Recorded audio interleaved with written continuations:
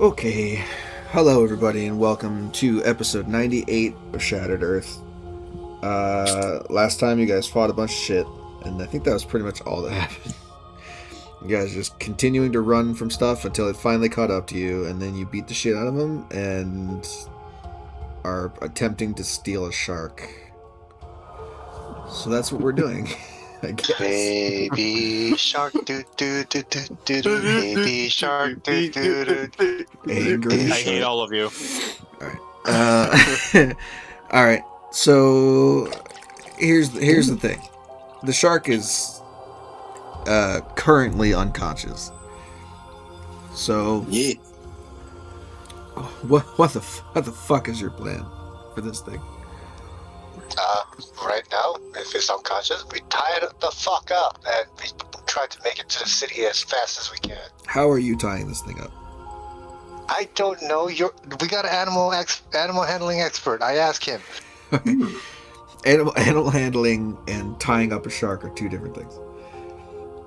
How is the method gonna work here? How are we tying the shark?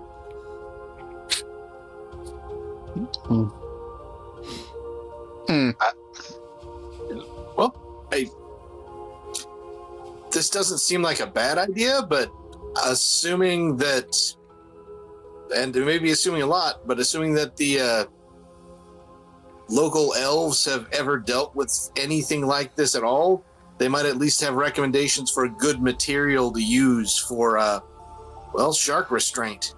So, Look at the local elves. At the moment, the local elves are going around and they're cutting off the fins of the Higlarak as trophies.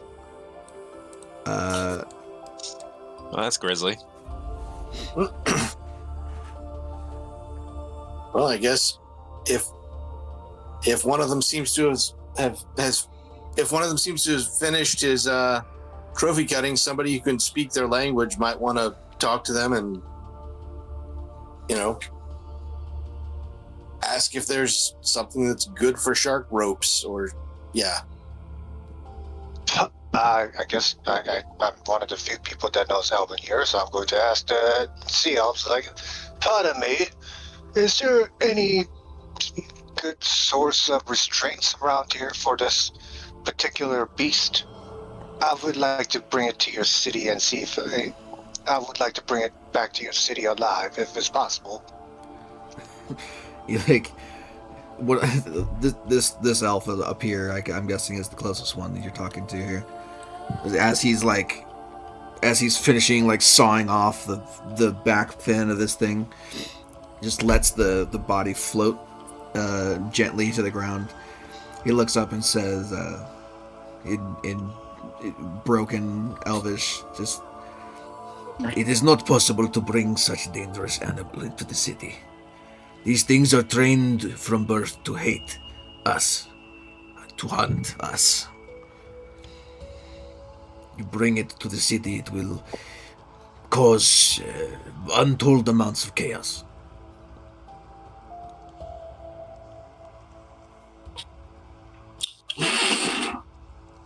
So what you're saying is our group has a chance because they're born to hate you guys, not us. Your group is coming with us. The shark is not. Yes. I suggest if you want anything from it, you finish it off and take what you need only. No, that won't do. I like to take the specimen. Well, then there's the age-old thing of knocking unconscious repeatedly until we get brain damage. As you saw, we are more than capable of handling it. If it goes out of control, we'll subdue it. One less Lancer means less deaths for us. The shark will die, whether by your hand, by ours, or the reef.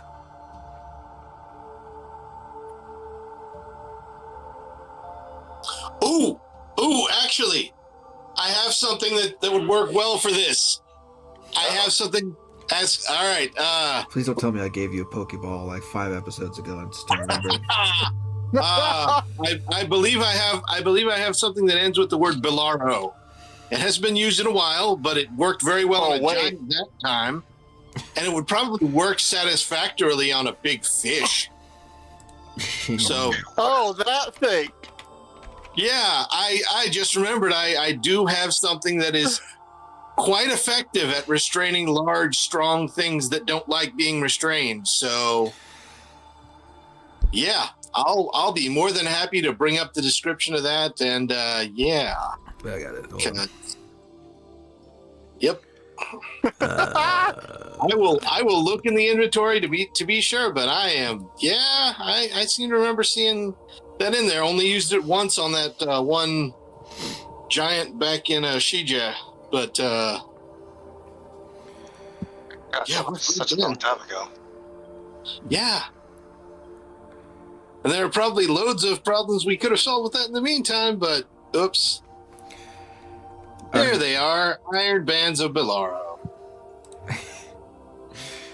All right. I mean, sure, that is a thing. You have to make a attack roll, I guess, against the shark. Yep, the unconscious shark. Unconscious. I will hand over the iron bands to the paladin and to Strollvan and say, "You want it? You see about making that happen." But I will be mad at you if you break these. I'll pay you back, I suppose. One of the fins. I tried to put the bands on it. Okay. You have to throw it like a Pokeball. That's how the item works. Throwing it activates the thing. I'm not going to give you a disadvantage. I won't be that mean. Because technically you would have disadvantage against a prone creature. Which is kind of what this is. Which I would have advantage. So it cancels it out. So I have proficiency on it instead for my weapon, so I'm throwing it, so just dexterity? Yeah, it's a ranged dexterity throwing thing.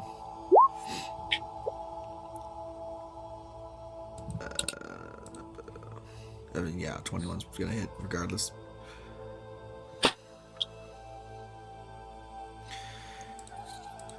Alright, so you chuck this iron ball through the air, and it unfurls into several iron bands that then wrap around the creature as it's unconscious and restrain it.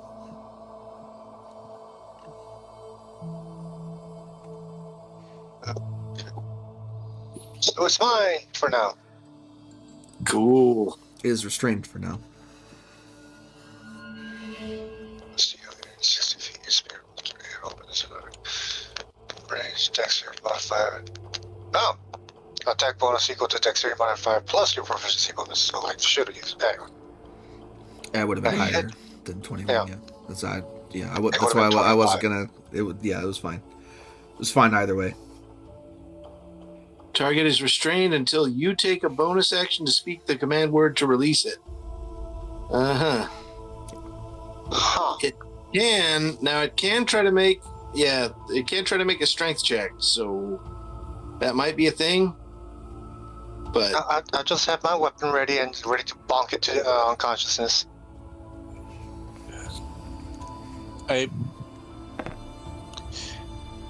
Have you gotten them to agree to even let you take that with you yet? Because if not, then you're kind of back at square one. Oh. They're all for killing the shark.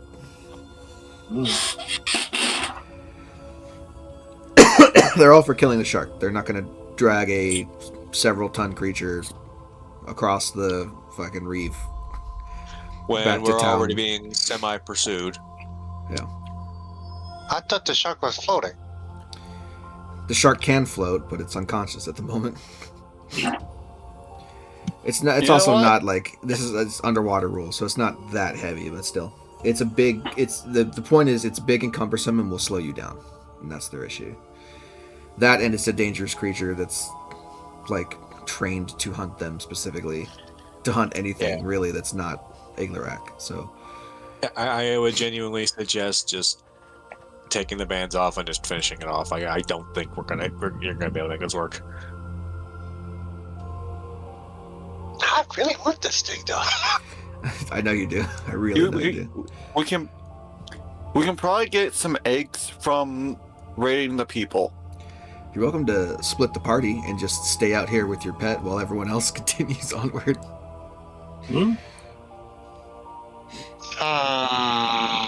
Think you can survive by yourself against another one of these hordes? Be my guest.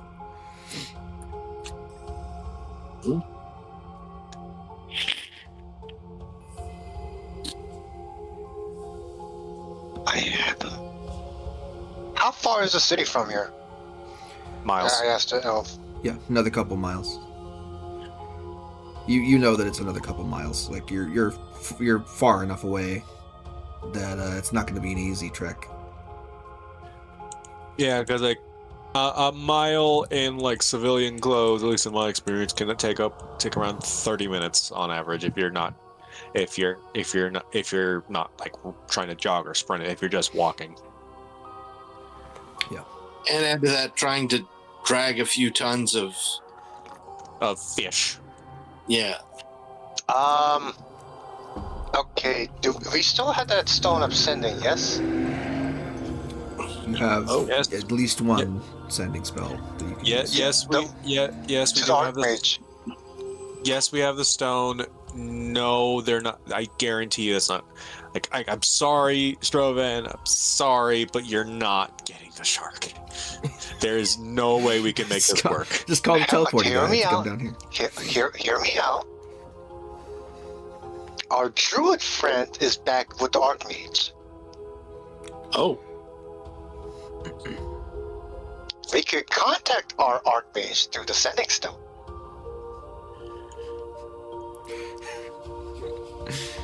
You can try. I mean, it's not like we have anything, urgent use for the sending stone right now. Okay. And not to mention, we haven't given him a progress report in a while. Just saying. All right. I would say. I say go ahead. You've got your heart set on it this much, but I guarantee you there will be consequences. Among these consequences, Trollvan, at the first opportunity I'm able to do so, I will purchase you a red and white hat. I'm not saying you have to wear it, but I will buy it for you, and it will end up in your possession. Just saying. That is a reference to something that I don't understand. Santa. You don't want to.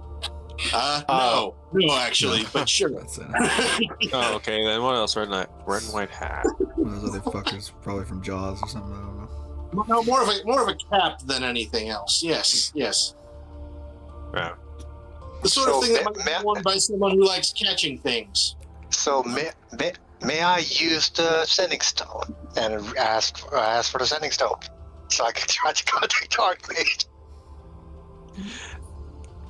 I'm not standing this way. I want to see where this goes. We're only supposed to use that sending stone for like important stuff. Send the sending. Like I said, it's like an I unlimited text message cell phone. Like I said, we haven't talked to sent him a progress report in a while. We could kill two birds with one stone right now.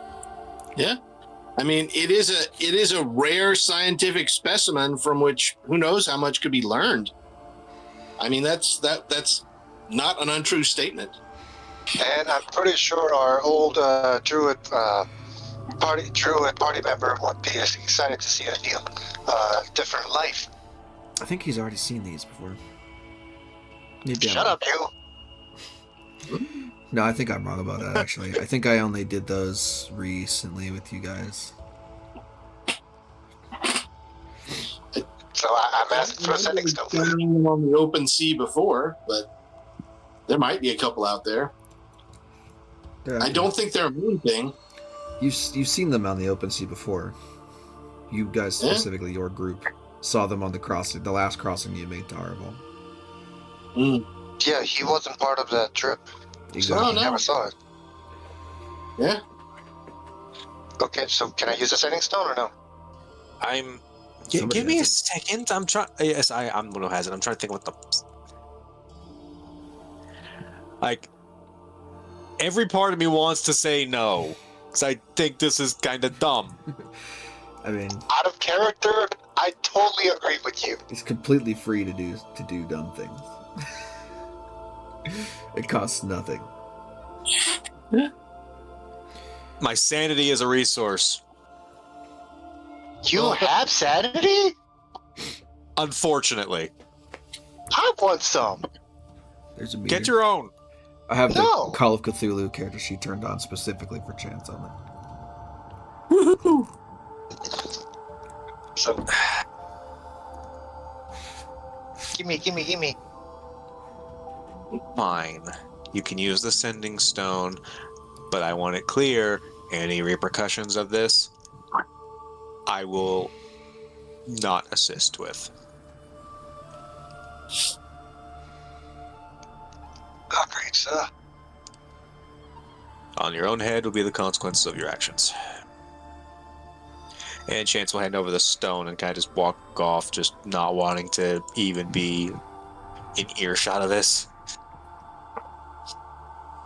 He's gonna go. He's gonna check on the L's that are their escorts and making sure they're. Well, while all this is going on, I kind of saunter over in the general direction of Fuego, and once Strollvan has started doing whatever he's doing, I kind of motion to Fuego. Just ask, any thoughts on this? I bet it tastes good. It might. Tastes like chicken. I contact the Archmage with the sending stone. I tell them about our progress so far and our situation about retrieving the other key. And I also ask him if he could teleport something back, a live specimen, for it to be studied and tamed so we could future use it as a mount, possibly. As you punch in the Archmage's sigil combination into the stone, you are met with an immediate feedback of loud, whining static in your head. You don't even get to send your message before this happens. Where are my D8s? 1, 2. Oh, God! You're gonna take fucking psychic damage from interference. Mm-hmm. I said I wasn't going to help you with the consequences of your actions, but I'm surprised it was this immediate. It's 29 points of psychic damage. What the fuck? I rolled 3 8s and a 5.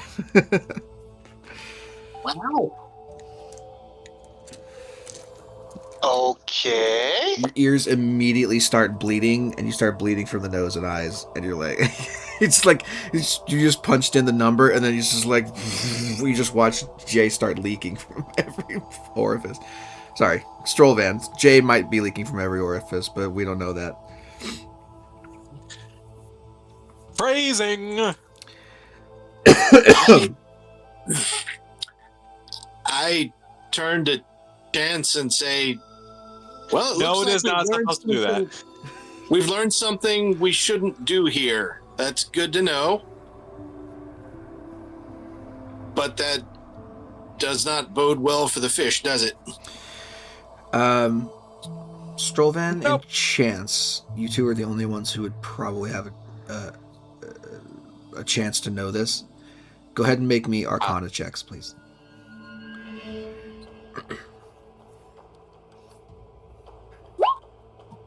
Sure. Wow. I mean, Strovan is original member of the Scholars March, as he is a scholar. Yes. You're also the original member of the moon landing team. Yeah, that too. So, Chance, you didn't pick up on this right away. Strovan picks up on it right as soon as his head starts bleeding. There's a reason why nobody knew what was happening on the surface. It's because of the interference of the Arcanite that is in the atmosphere. It's the magical strength of the core reflected and enhanced by the Arcanite in the atmosphere causes problems with magic, especially magic used to communicate past or teleport past that barrier. And if I recall, we are currently a lot closer to the core than we've ever been. Yeah, you are miles further down than anyone else has ever been, and the magical effects here have been stark, to say the least. I'm surprised it hasn't affected any of our other magic, given the effect Arcanite has on even in all magic. It is dependent on the reach of the magic. Short-range teleportation has worked in the past, and so has short-range communication.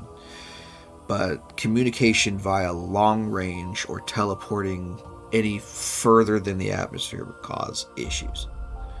No one's been able to return home since you got here.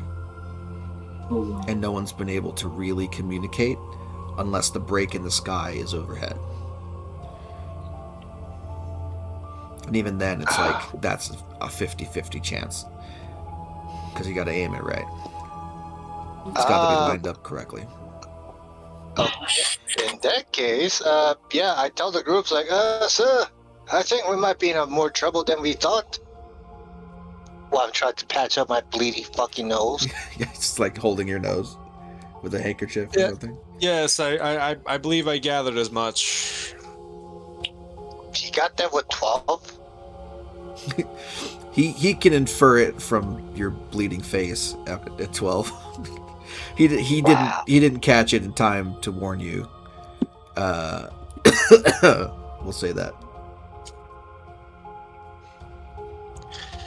Well, that just means we're on our own, which Par for the course. It also means that we might not be able to get out, sir.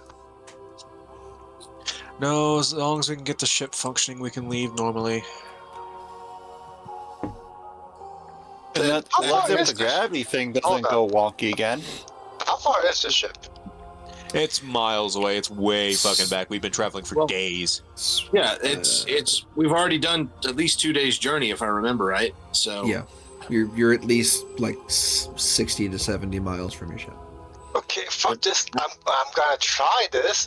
Probably gonna fucking fail because it looks like everything is fucking against me. Looks like narrative-wise. I'm gonna try to convince the elves to try to help me carry this thing back to the city, under the grounds of you guys could study it and find a way to repel it from your cities or fight more effectively.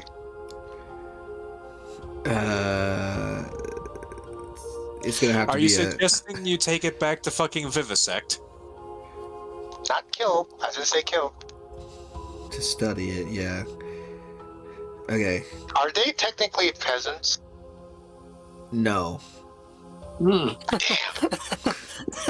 No, they're soldiers. They're a little bit higher on the pecking order than peasants. Okay. So they're not considered common folk. No.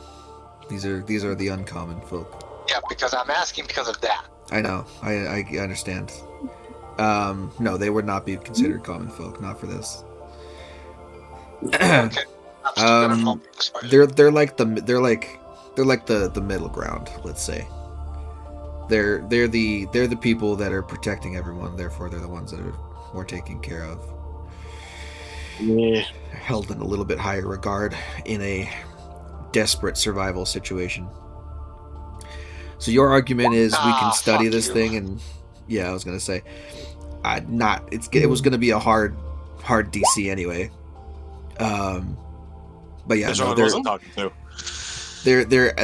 like they're not jazzed about it.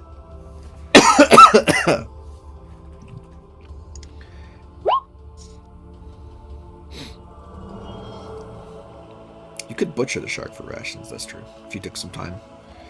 Yeah, I don't want to put the fucking back with us. Kind of. Out in the open. The problem is, okay, I appreciate you trying your best to get this going. Strovan and Jay, I'm just gonna say Strovan, I appreciate you trying to do this for the sake of intellectual discovery, but we've exhausted all of our options. We're not gonna be able to take the shark with us. Best get something out of it. Yeah. Oh, I that actually gives me an idea. I sort of motion Strollvan to kind of bend down so I can whisper at him for a sec, and just say, "Hey, don't fish sometimes like have eggs on them?" Just saying. Just saying. Little tiny eggs. I don't think you're gonna be able to turn Roe into a full shark there. I have no idea how fish biology works. You didn't watch that one episode of the Magic School Bus? No. And even if I did, I probably was laughing too hard at Carlos. Yeah, you should probably look that up. It's an interesting episode, to say the least. I mean, that sounds more like a warning than a recommendation. It's a meme. You know what? Fuck it. I'm going to burn a 5th level spell slot. Okay, all right. What are we doing now? Oh god! Legendary lore. How to tame this son of a bitch. How to tame a shark? Yeah. Hey, universe. How do I tame this shark? All right. I need you to kind of meet me halfway here, Jay. If this doesn't work, drop it, please. Oh, this is my last 5th level slot, so yeah. Okay. Yeah. Okay. First of all, do you have the components for it? Yes or no? Mm-hmm. Do you have 300 gold worth of stuff on you? Yes. Okay. Second I thing. made sure to buy that. Second thing. Person, place, or object. Oh. If the thing you named isn't of legendary importance, you gain no information. This shark is not a legendary shark. It is at this point, for our purposes, because it's a meme over the fourth wall. But this shark in the game is not a legendary shark of any mean. I will say God. It's a random mount. I have a new goal now. Look, I'm just saying, a There's legendary nothing shark. saying I'm you fairly can't find certain it's a another Yu-Gi-Oh shark. card.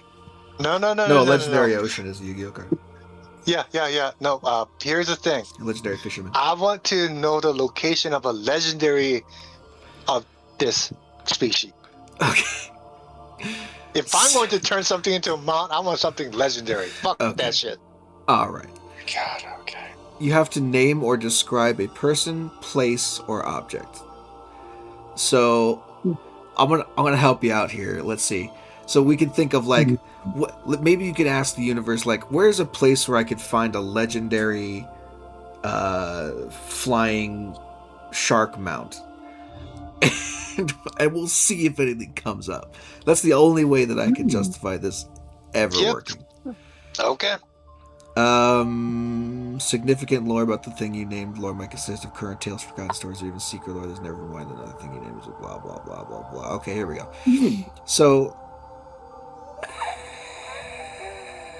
you're gonna make me plan this. I'm gonna have to do prep for this fucking shark. I'm gonna roll a d20, and I'm gonna roll it above board so we can all see it. You made me bleed, sir. I'm gonna give it a 50-50 chance that there is one of these ever, and that you've learned information about it. So on an 11 or higher, you get information about a legendary shark. Great. Yo! Sounds good. Yo! All right. And if I squint, it looks like 2 shark fins. That's beautiful. Side quest unlocked. That sounds like you need to get your eyes checked. Jesus Christ. Okay. All right.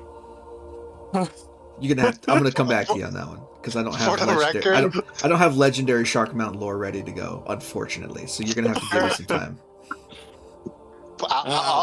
Okay. Off the record, I'm sorry, VG.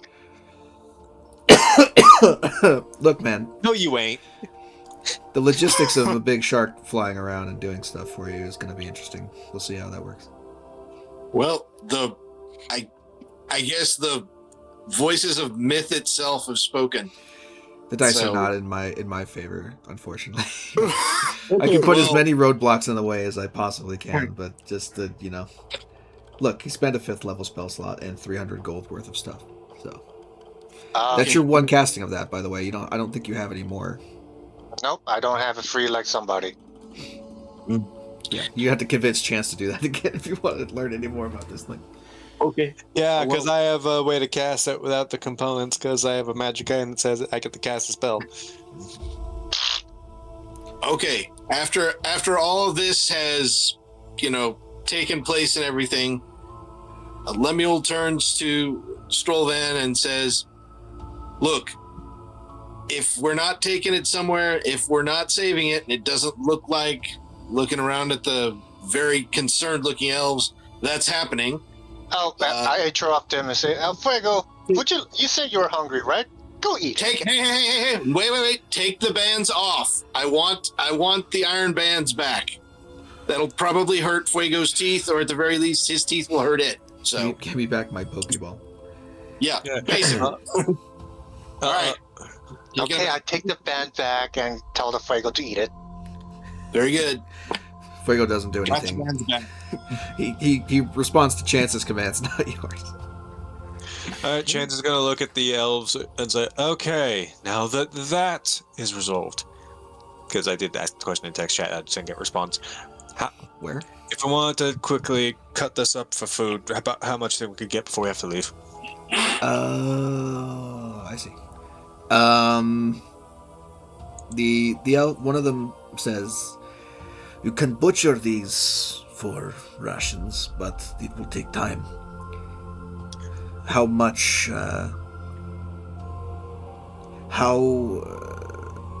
Hurt is everyone?" And he's kind of looking around at all of his companions.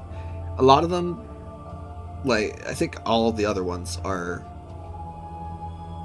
bloodied. I'm pretty sure all of them are, except for him. This is the only Honestly, guy. This guy is the only guy that's above half, and it's only by a little bit. So they got wrecked in that last fight. You guys might be fine, but they got fucked. So I was fine until the fucking psychic fucking damage. Alright. That did the most damage to me than anything else. yeah, exactly. Chance is going to take his dagger. Well, his short sword, actually. Now,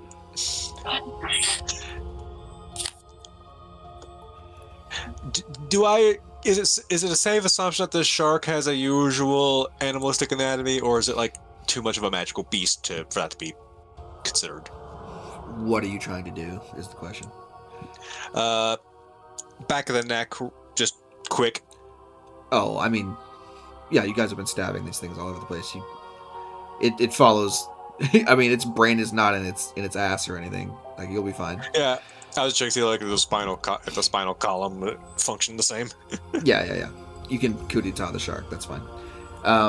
The elves say, "We need to move on quickly. So if you're going to do any kind of field dressing, do it quick." I'm gonna do a quick nature check if that's alright. 'Cause I'd like to know if if the fins are doing this, because I know of the unfortunate travesty that is shark fin soup IRL. Yeah, go ahead and sure. God, this is The minimum I can roll on the nature check is 10. Yeah, nature check with I would say disadvantage, because it's not a familiar creature to you guys really. This is the first time you're really getting to see one up close and do anything with it. 18. Yeah, fair enough. Okay, you are a smarty. Hold on a second. So I had notes on the wildlife of these things. So as you're kind of looking over this creature, and you're taking this opportunity to study it a little bit and see, kind of get an idea for what this thing is, and you come up with a theory. A theory that I might have explained to you before, so if I repeat myself, I apologize, but the wildlife here used to be standard undersea wildlife, and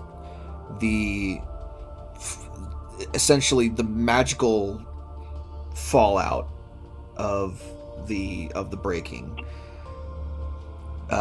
coupled with high level protection magic to keep things from immediately vaporizing and dying during the apocalypse, essentially resulted in mutated, irradiated creatures that are suited for living down here close to the core.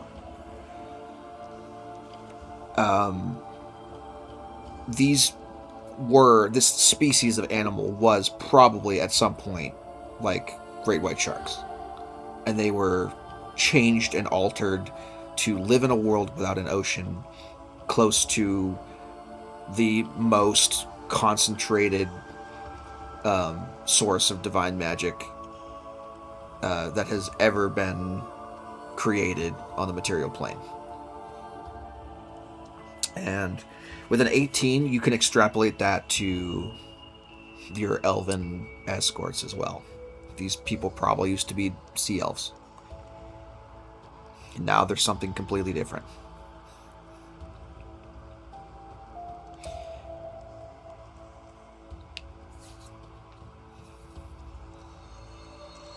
So if that means their biology should be similar enough to normal sharks, that the fins would be edible. So chance just hack off some of the fins right quick and stuff them in like a. It's a big fin. Like, you can cut off maybe a chunk of it for meat. All right. Well, yeah. But you don't have that much storage on you, I don't think. Well, maybe, I don't know. You guys have a bag of holding. I don't know how much is in it, but you guys are getting full on that. Holding. But yeah, chance is going to hack off a fin and then just like a chunk of either a fin or a chunk of a fin, and we'll just take that. Sure, that's fine. I will also say with an 18 on your nature check, if you wanted to gather a couple of scales from the shark, those kind of catch your attention as shimmering with some sort of magical energy. How many scales can I snag? We'll say that you can. That they're not like huge, like dragon scales or anything. So we'll say you can just like scrape off a few and just gather them. Yeah, just like a bundle of Sky Lancer scales.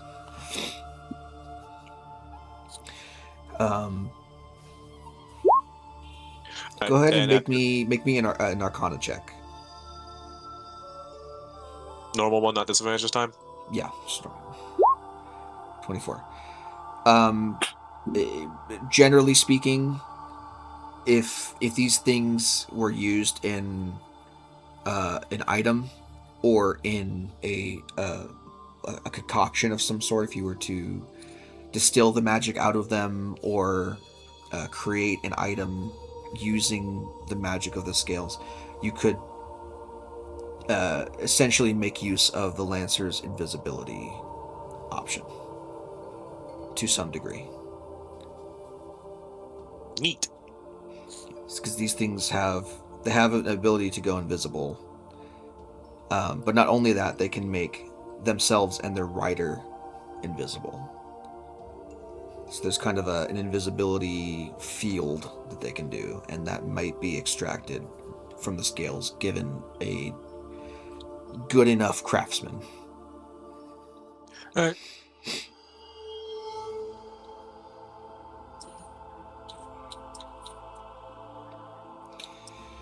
So I want to say this whole process takes about an hour to do. It takes 10 minutes to cast the the legend lore spell, so that's at least 10 minutes of that, plus people need to dress wounds and gather everyone else up who is hiding nearby. So let's say short rest if you guys want it.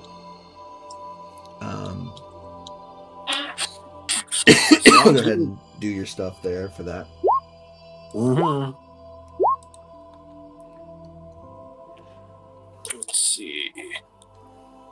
22. No, good on that. And Why is there a Netflix restaurant? What the fuck?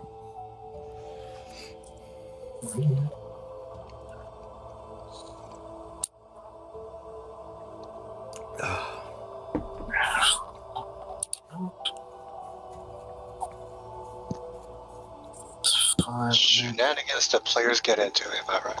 3. Now, during this hour, also, there's, 3 other sharks that are dead. Yeah, sure. I'll start harvesting some. Just gonna throw that out there. You guys can gather two more bundles of scales from those if you really want. All right, Okay. I'll just write down on the thing.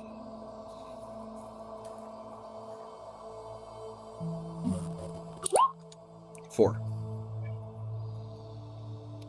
total.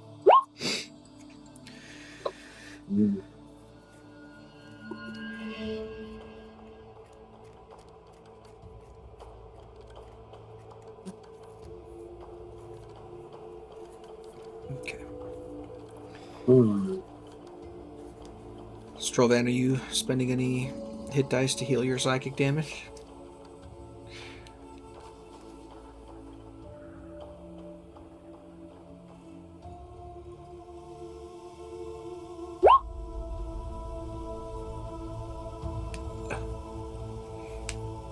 Too many fucking screens open. Yeah.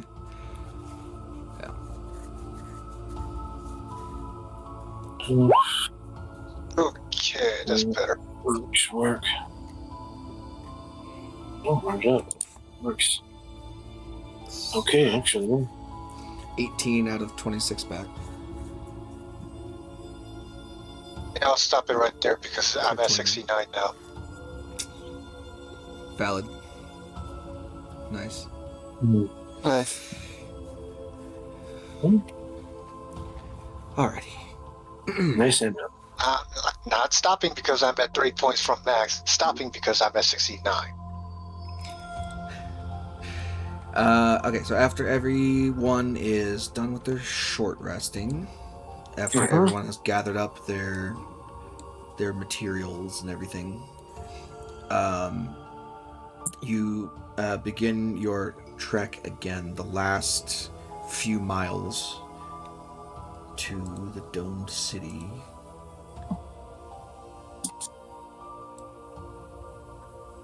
Okay. Wait, where did I put that? Cool. So, rising. Never mind. What'd you say? During the short rest, I also like to do the wizard thing and get some spell slots back. Yes. You can do that. So, after having done that, Same. yeah, you got to do your Actually, arcane can I recovery. even? Arcane recovery. Yep. Equal to or less than half your wizard level. Round it up. So level 5 spells. Oh, right? I don't know. What level wizard are you? Level 9. If we round up, it's 5. Right. Yeah.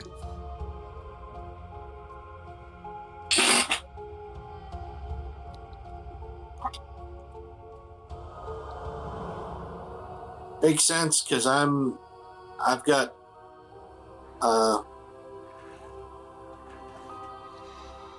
5 levels of wizard, so I was able to do 3, but I have the arcane grimoire, which adds an extra 1 on top of that, so 4 total for me, Yes. which worked out because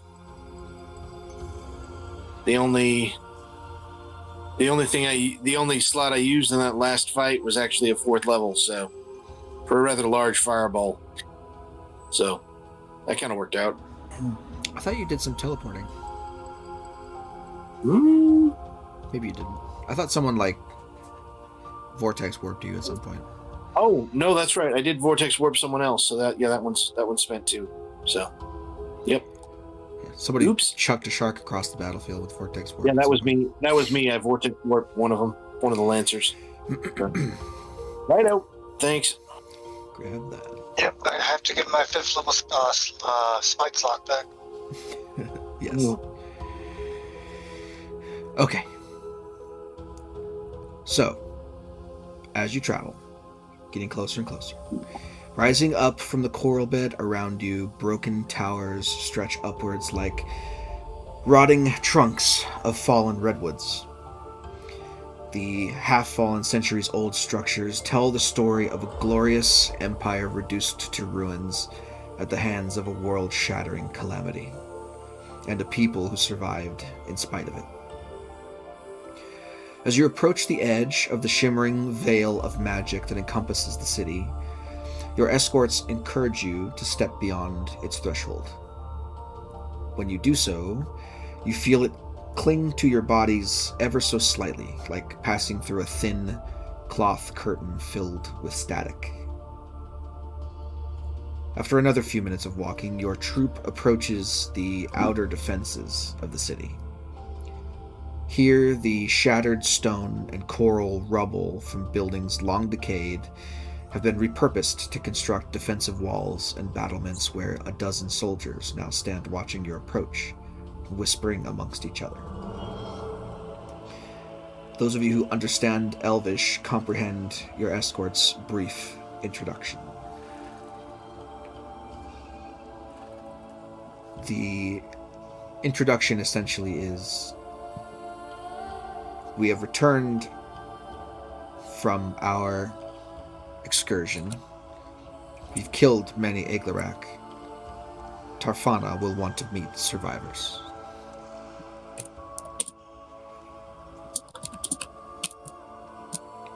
We return with remnants of the crash ship, the first in decades to survive the reef's pull and its dangers.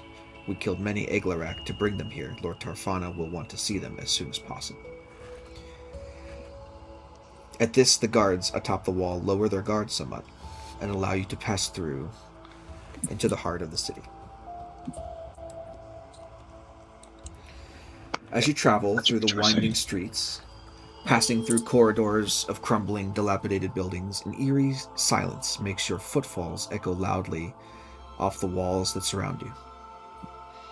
Your march through the city is watched with skepticism and curiosity from the shadows of the broken structures around you.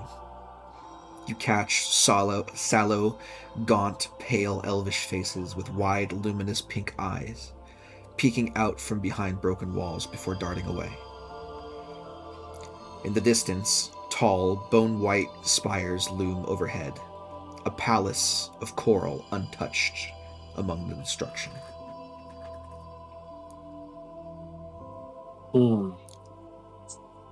Go ahead and make your Arcana roll. It's an interesting one. We'll set DC at, I think it's 18, if I remember correctly. Mm-hmm.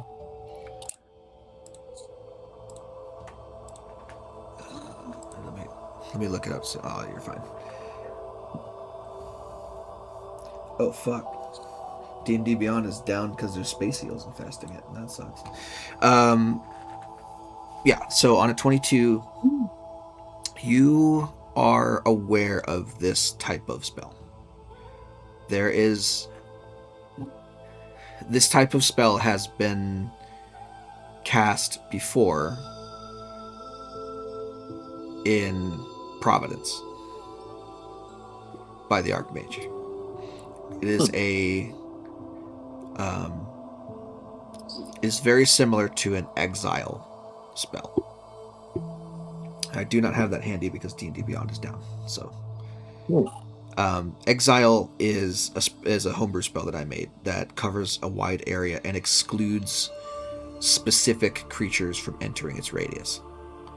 Oh, okay. So, a little bit like what I've heard Forbidden's described as, or that antipathy thing. So, A little bit, I think. Yeah. It's like it's that, but it's way longer range. That's why it's such a high level. It's like an 8th level spell. I think that's what I made it. Essentially, it covers the standard spell covers a mile of area in any direction. This spell covers far more than that. It's a larger than normal exile spell. Probably cast with a higher level of magic than maybe even the Archmage has access to.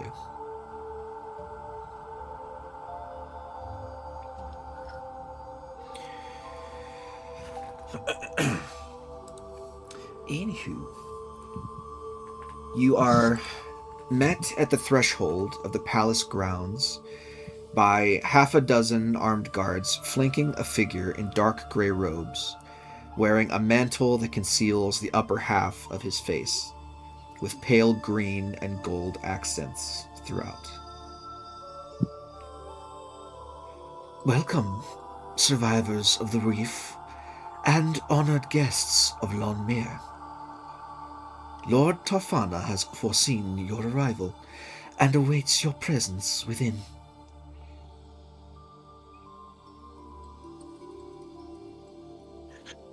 Chance will bow his head and say, "Are these guys speaking? These guys are speaking the same old Elvish, right?" This guy speaks in common, Hmm. so that all of you can understand. Interesting. So probably has a spell for comprehend languages or tongues up. Okay.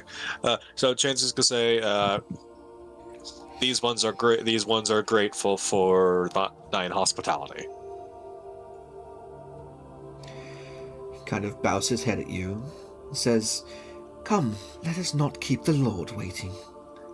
And it turns around and begins to lead your troop through the palace grounds. And as he does, you pass by on the outskirts, essentially, of the palace itself. You pass by gardens growing all manner of rubbery-looking plants with luminous, bulbous fruits silently drifting to and fro in the breeze.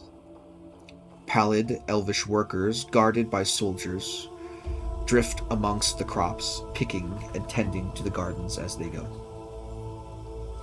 Many of them stop briefly to watch your procession with curiosity, before returning to their work once again.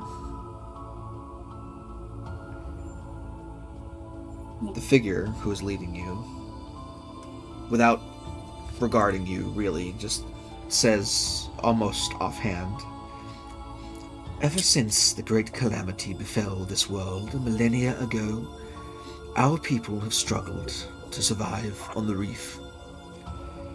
What was once a rich, fertile kingdom became barren in an instant.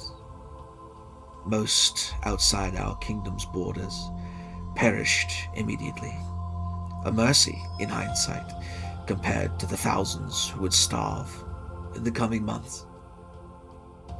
What you see is all that remains of Lonnmir's fertile land."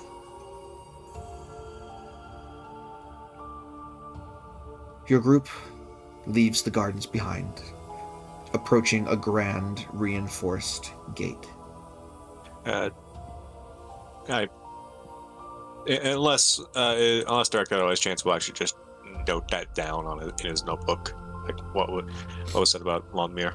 Sure. At your approach, the gate's mechanism groans to life, allowing you to pass within the palace proper. Your escort turns now and addresses your group. "You four shall have your audience with the Lord, while your people are fed and shown to their quarters. Once you are finished, you may join them." He turns now to one of the other elves, one of them who has slightly more accoutrements to their armor, and says, "I can take them from here, Captain. Give your men a well-deserved rest and attend to their wounds in the infirmary."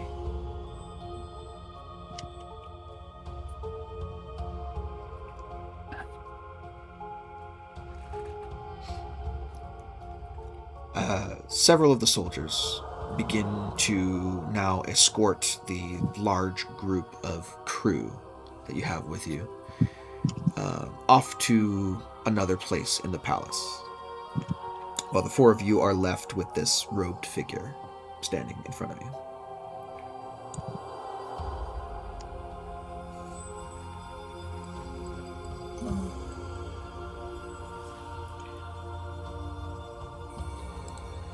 As you walk inside, I'm assuming you're walking inside, so I haven't heard otherwise yet.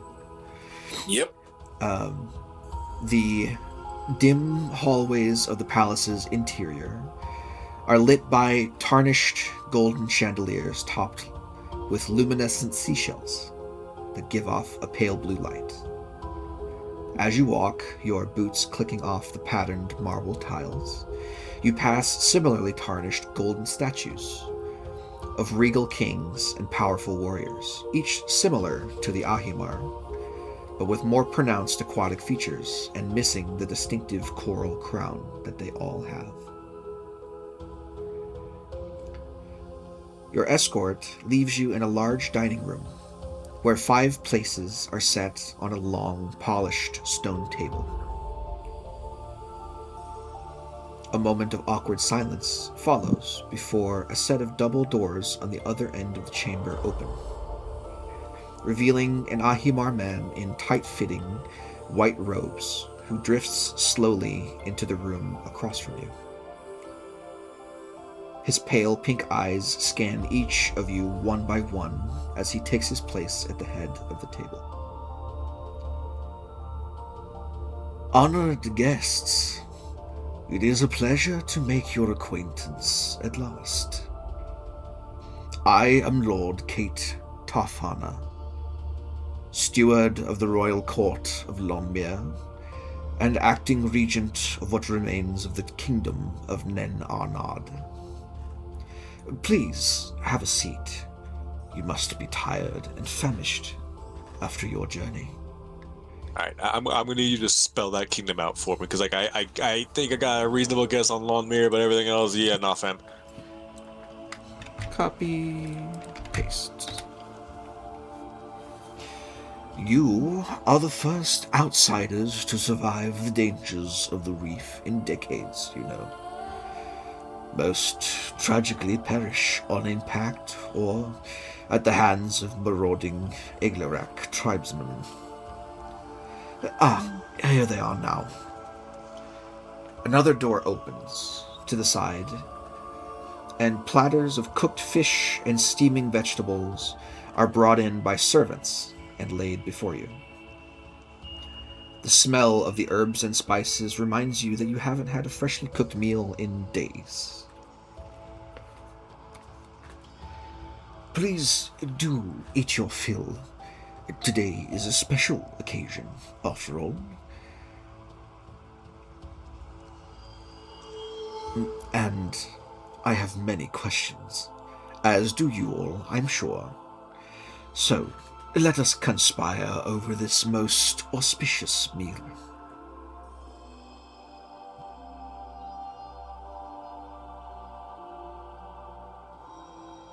Out of character, anybody else think this guy screams evil?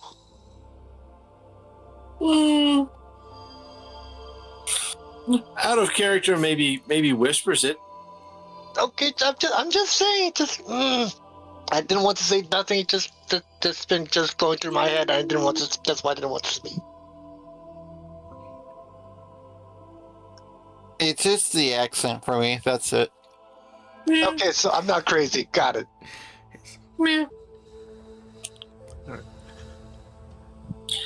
Anyway, yeah. Sorry, just I couldn't hold it anymore. In character, Lemuel's probably going to be the first one to just dig into some of the spread. Sure. You know, It is a partial. It is a delicious spread. It is strange in texture and maybe perhaps a little bit more chewy than than would normally you would go for, but very much welcome after several days of trekking across, a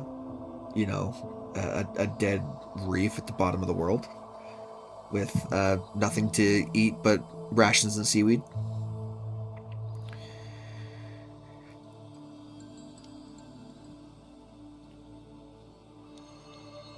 Yum yum. Would it be rude if I... No. Yeah, that would be rude. Yeah, I just tried to politely eat. Yeah, Chance will kind of observe the eating like the etiquette that our hosts displays when and tries to mirror that. Sure. Make me an insight check. Great, I'm terrible at these. 7. Oh no. You. I'll say with a 7. With a 7, he is. He seems like he's very deliberate with everything he does. So he doesn't necessarily move very fast. He seems to be taking his time. Are with you the using meal. that now? Oh yeah, if you want to, you want to re-roll that, you certainly can. It's a once per day, and I don't think I need to make. Oh, hey, it's about Sure. the 10. Still better than 7. He's 7-11. He's taking his time with his meal. He's using the utensils that are there to cut his food and chew it slowly and thoughtfully. Savoring every bite. Okay. Yeah, he's not in any rush. He's very calm. He's very demure. And he turns to you, like he says almost absent-mindedly as he's in between bites. One of the silver linings of this whole calamity over the past 1,000 years or so is the ability for us to cook our food, which we did not have before. It's opened up a variety of culinary possibilities. Probably could have done something similar with the thermal vents, but I suppose.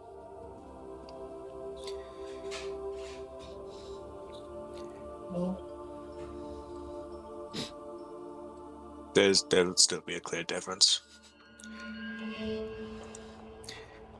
Yes, well, the salt water, In any case, I welcome any questions you have, and in turn, I would ask of you some of my own to fulfill my curiosity. Well, first of all, we only have a partial picture on your feud with the Itlak, as you pronounced it. Such direct hatred. That type of feud doesn't just appear. Yes, well, our people have been enemies since the world was shattered many, many years ago. A limited land with limited resources have caused tensions between our two peoples.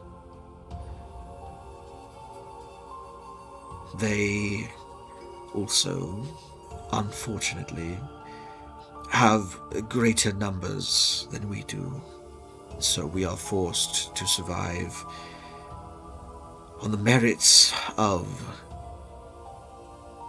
ancient and powerful magic.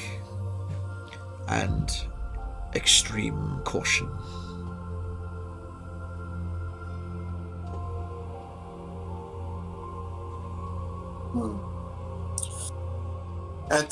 At that remark, I would, yeah.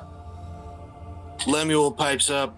Well, we've had reasons for caution of our own, and there is at this point a question that I would ask of you, and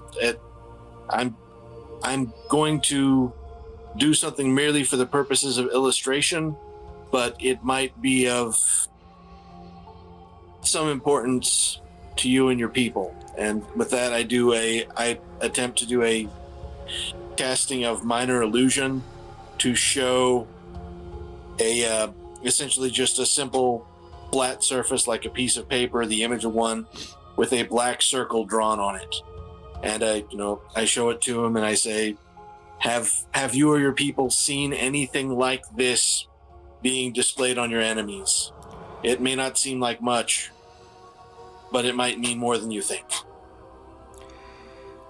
He ponders it for a moment and looks at you and says, no, we've not noticed any markings or tribal paints of any association with this symbol. Not in recent times, anyway. But at the same time, my people, particularly our expeditionary forces, are not very far-reaching. In fact, the group that brought you and your companions here was one of the furthest we've sent out in a decade.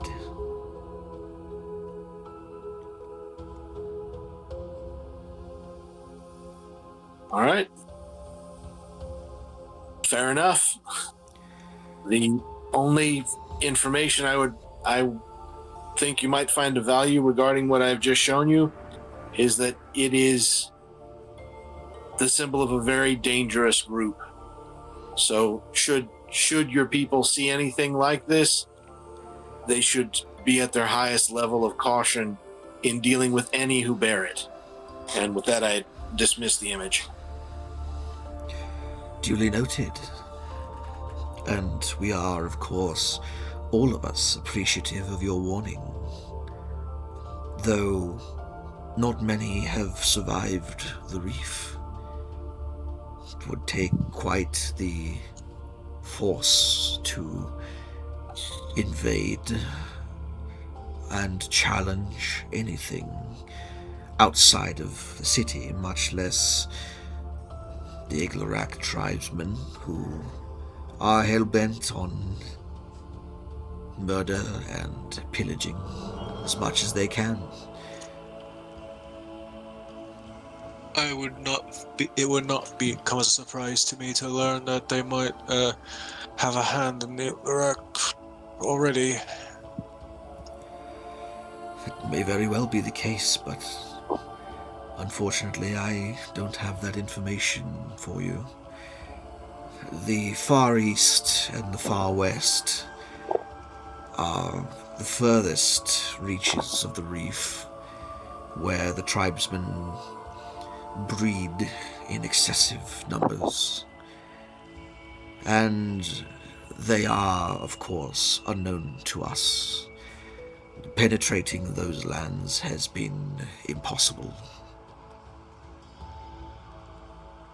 And not worth the risk, ultimately.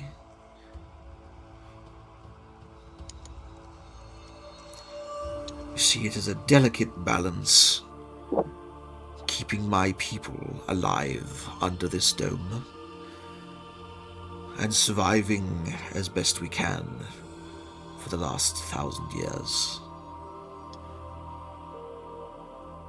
Now, our arrival here wasn't purely by chance. We knew that there was something here. Something important that we find. With that, he raises an eyebrow and says, Chance. Oh, sorry. very well. Determined to find the reef, then, for what end, I wonder? There are no great riches here, except that which lie in the palace, and even then, as you've seen, most of our treasures and records of the past are tarnished and lost to time. It's curious. I wonder what brought you here exactly. Chance will slowly, as not to potentially spook any guards or anyone, produce one of the keys.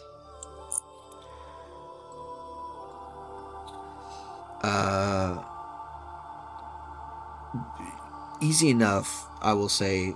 There is a very brief flicker of surprise crosses his face, like a sense of recognition before quickly snapping back to his regal and calm countenance once again. Well, we've not seen the owner of that key in quite some time, have we?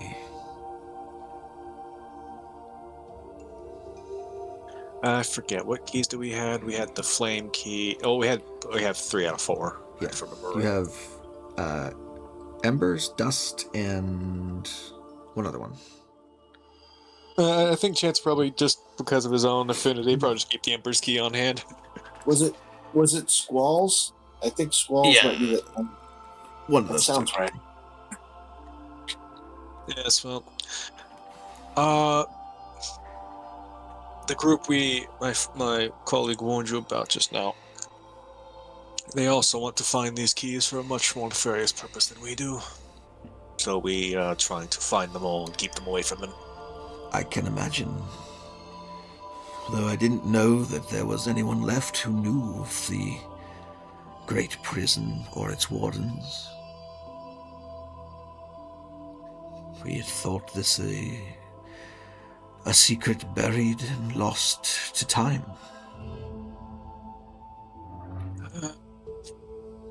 Old secrets tend to come to light eventually.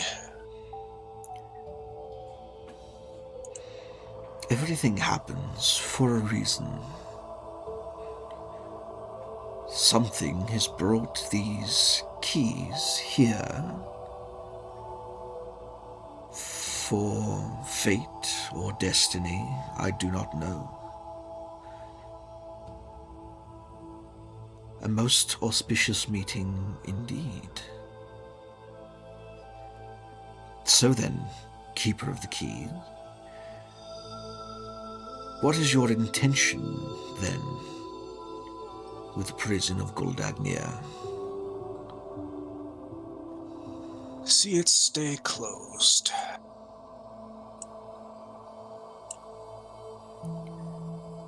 Well, if you wish that, you needn't come and retrieve anything from the reef. The group, the Black Circle, are a very persistent group. They would have found this place in a matter of time. The best way to prevent it from getting into their hands is to keep the keys moving.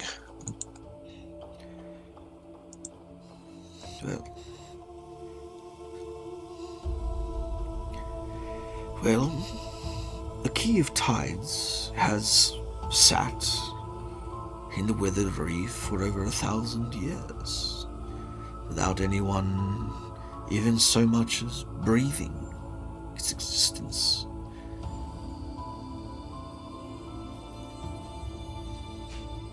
If they are truly as dangerous as you say, I dare say they'll have such a difficult time retrieving the treasures of Lonnmir. But since you've made it here, I suppose any individuals that could spark a sense of dread in you are individuals worth watching out for.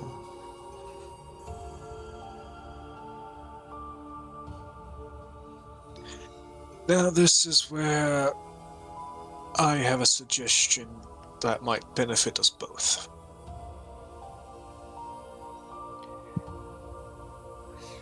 I wonder if we are thinking the same thing. See, we have a crew that is keeping hidden at the wreckage of our ship.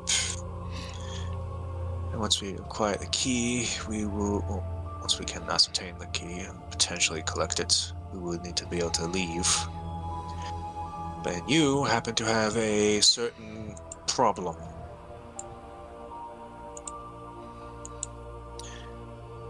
So I propose we help each other. We assist with your Itlarak problem. In return, you allow us to operate out of Lonnmir for the duration of our stay here.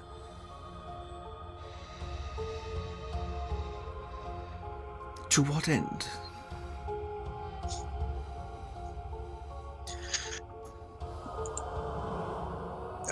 Just to clarify above game, like, I cut out when I said, like, we're here to trying to retrieve the key? No, I know. Right. He is wondering. Here, I'll clarify. He raises an eyebrow at this and says, I do not desire a full-blown war with the Iglarak. That would be an unwinnable prospect. But you have the key in your possession, do you not?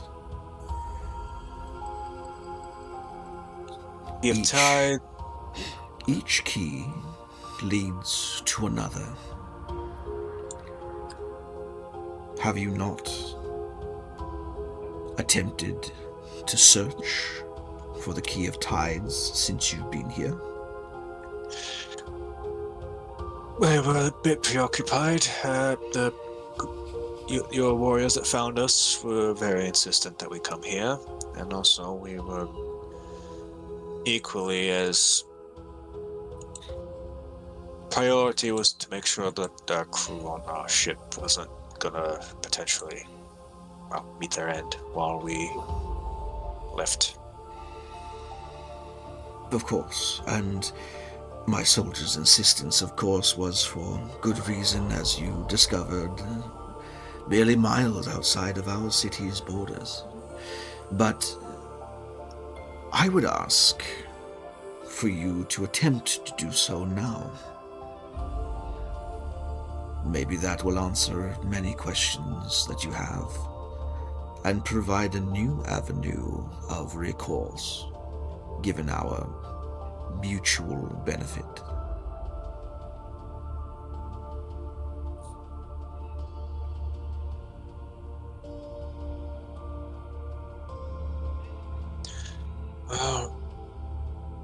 Let's see then. Chance will kind of roll his fingers a little bit as produced flame kind of flickers into his hand. Oh, it actually don't have produced flame anymore. Right. Never mind.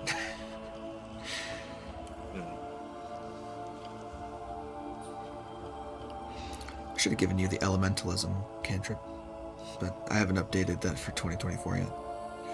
I forgot the elementalism cantrip was even a thing. Can't you do that with Presto? Can you do like small candlelight with Presto? Yeah, light or snuff out a candle, a torch, or a small campfire. There's candelabras on the table. Chance will use a little bit of his affinity over fire as he lightly moves one of the candelabras into his reach to cause the candle flame to brighten, and he'll hold the key the corresponding key from the tides. I forget if it was the squall, the dust, or It was the dust. embers. It I was think one of is what the last one you got. I think it was dust. The head of the key begins to shine as it normally does, and the beam of light that would normally serve as your compass falls on Tarfana himself. And from beneath the white robe in the center of his chest, you see a corresponding blue glow begin to reveal itself. He reaches into his robe and pulls out the key of tides on a chain around his neck and says, "You see, the treasures of Lonnmir are not lost, but kept."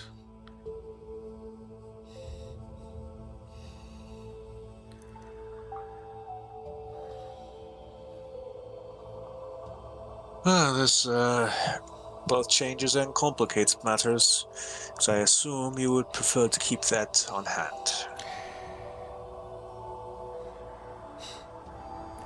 There is an arrangement I would like to propose, given our new understanding of each other and our reasons for being here. My people have been trapped in this place for 1,000 years, languishing, slowly dying, and never really living. We've known nothing but this accursed place for a millennia, with no recourse in sight for how to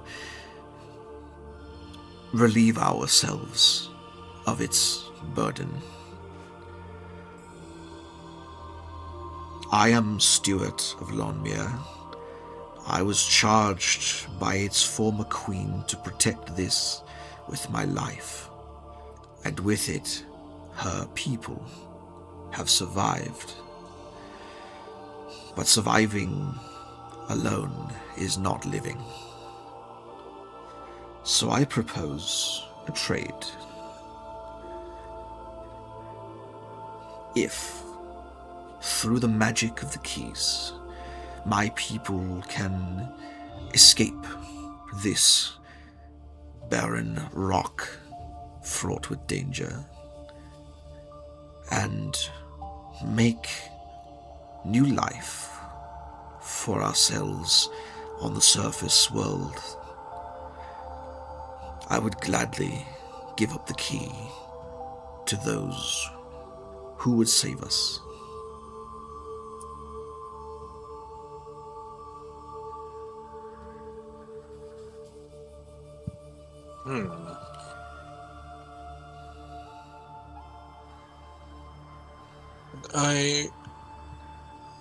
How much do you know of the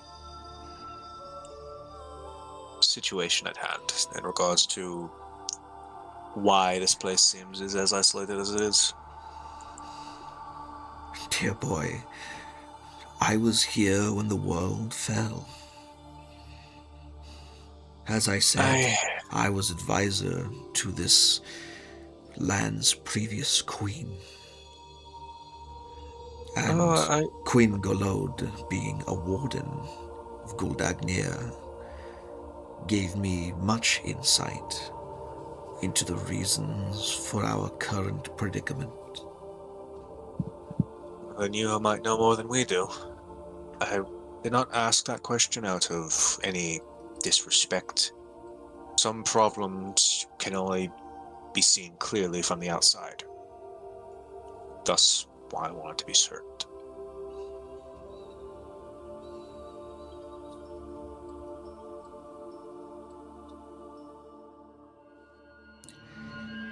My stewardship and my people's holding pattern of survival to no end has been trying in ways you cannot imagine. And frankly, I'm sick of it.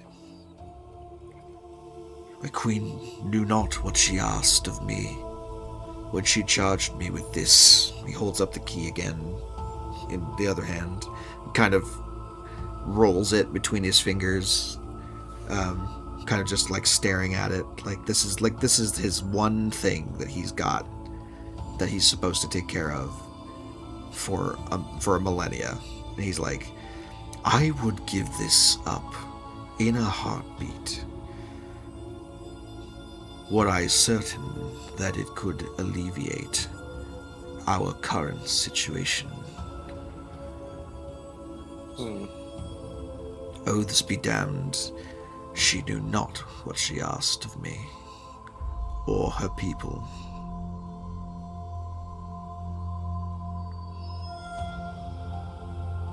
Very rarely do we have the luxury of knowing what our choices will cost down the line.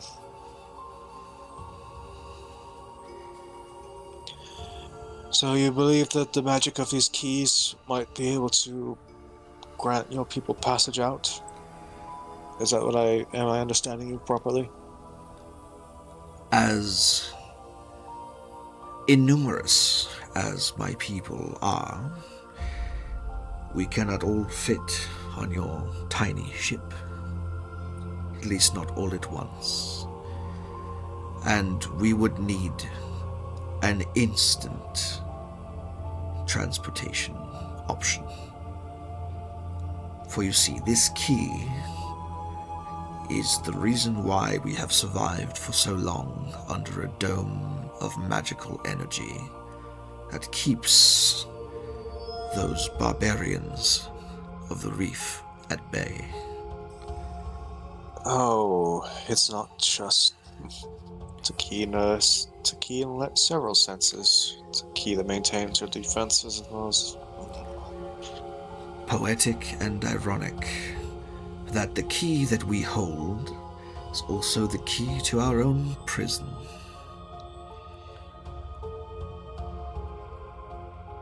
But it is also the key to another prison.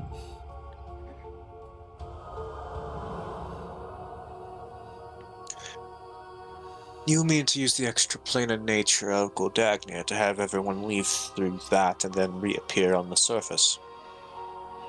Now you're catching on. Yes, it is the only way to ensure that we leave this place in any semblance of safety before the Eglarak realize that we are vulnerable to assault.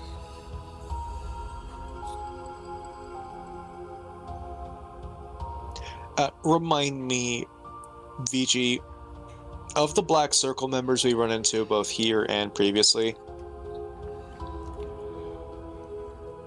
where do they have their mark? Is it uniform or is it different person, individual to individual? Left hand usually, if it's any of the minions.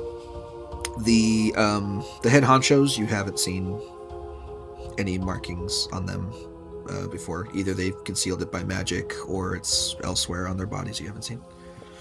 There was one guy we saw it on the left side of the neck. Yeah. It It's was usually the left side of the body somewhere. There's like either on the neck or on their arm somewhere. Yeah, this was like... The Thrycreen had it in the palm of their hands or on the back of their hands, but on the left side. And there's no markings I've seen on his left hand at all. Make a perception check.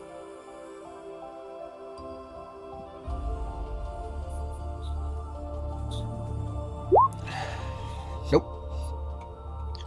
And I assume I can't have Fuego roll either. So yeah. I mean, he's there. You can roll for him, but a 10 is enough to determine he doesn't have one. Oh, I thought you meant to say I didn't see anything.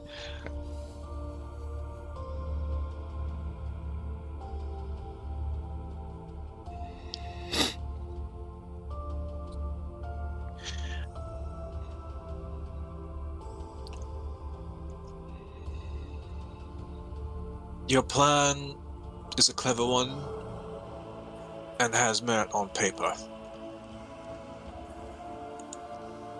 We don't know what will happen we don't know what will happen when those doors open. We don't know if there's individual cells inside or if just opening the door will start the problem. There also is a possibility that the pocket dimension is not the size of what it used to be, sir. Magic like that tends to be at least fairly consistent. Nonetheless, it is still a possibility, sir. Instead of it shrinking, it likely would have collapsed entirely if its dimensions were altered due to time. But that's where you come in, my daring adventurers.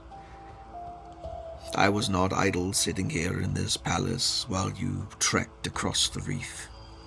I saw through the eyes of my soldiers exactly what you're capable of. So, in addition to the access to Guldagnir you provide, I would also ask your protection. The last remaining peoples of Lonnmir will be in your debt.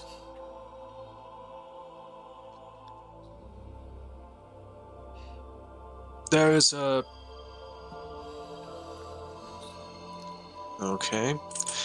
I find these terms agreeable, though I would ask that you potentially have our people brought here so they can leave with us. It's all said and done.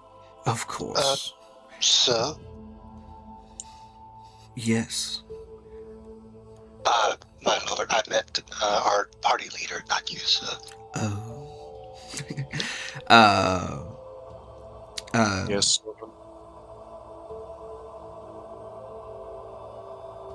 I would be remiss if I don't point out that this is an opportunity for us, not us, the party, but for our fledgling and budding colony.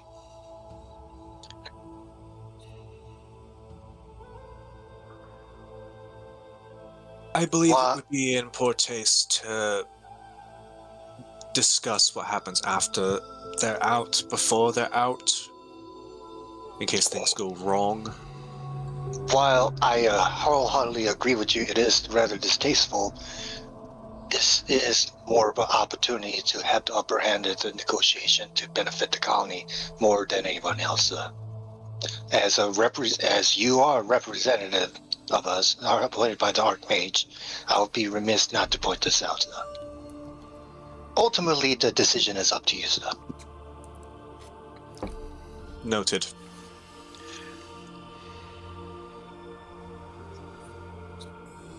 Just to recap, to make sure just to review the discussion so far, make sure we're all on the same page. You are proposing we use the keys to open the way to Guldagnir. We go in, ensure that there is a level of safety.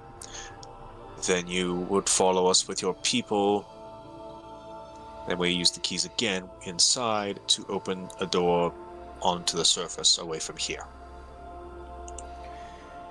Am I missing any details? Only one bit of information.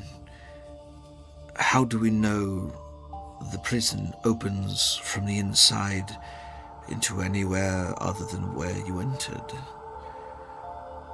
I, myself, have limited knowledge of the keys' utility, other than that they open the door to the prison itself, and that they show the way to the nearest of their kind.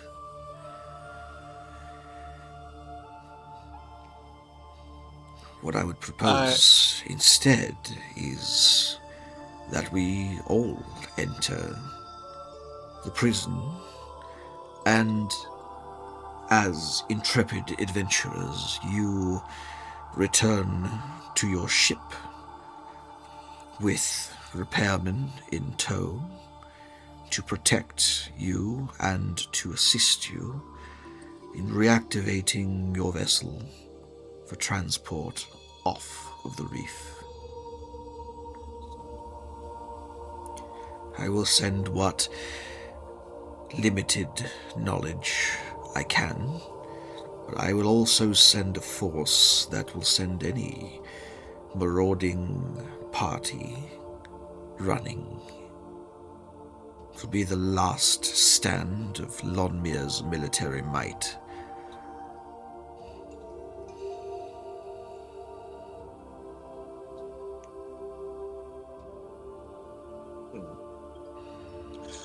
I find this...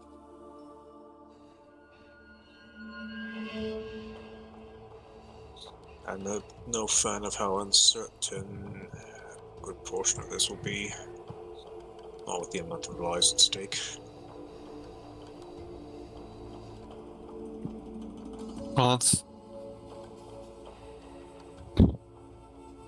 Oh, did no one hear what I said there?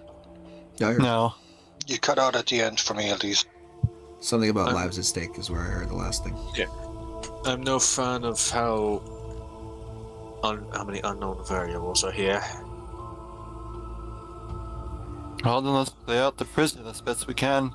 Eliminate any of those variables. That's probably going through a hostile environment.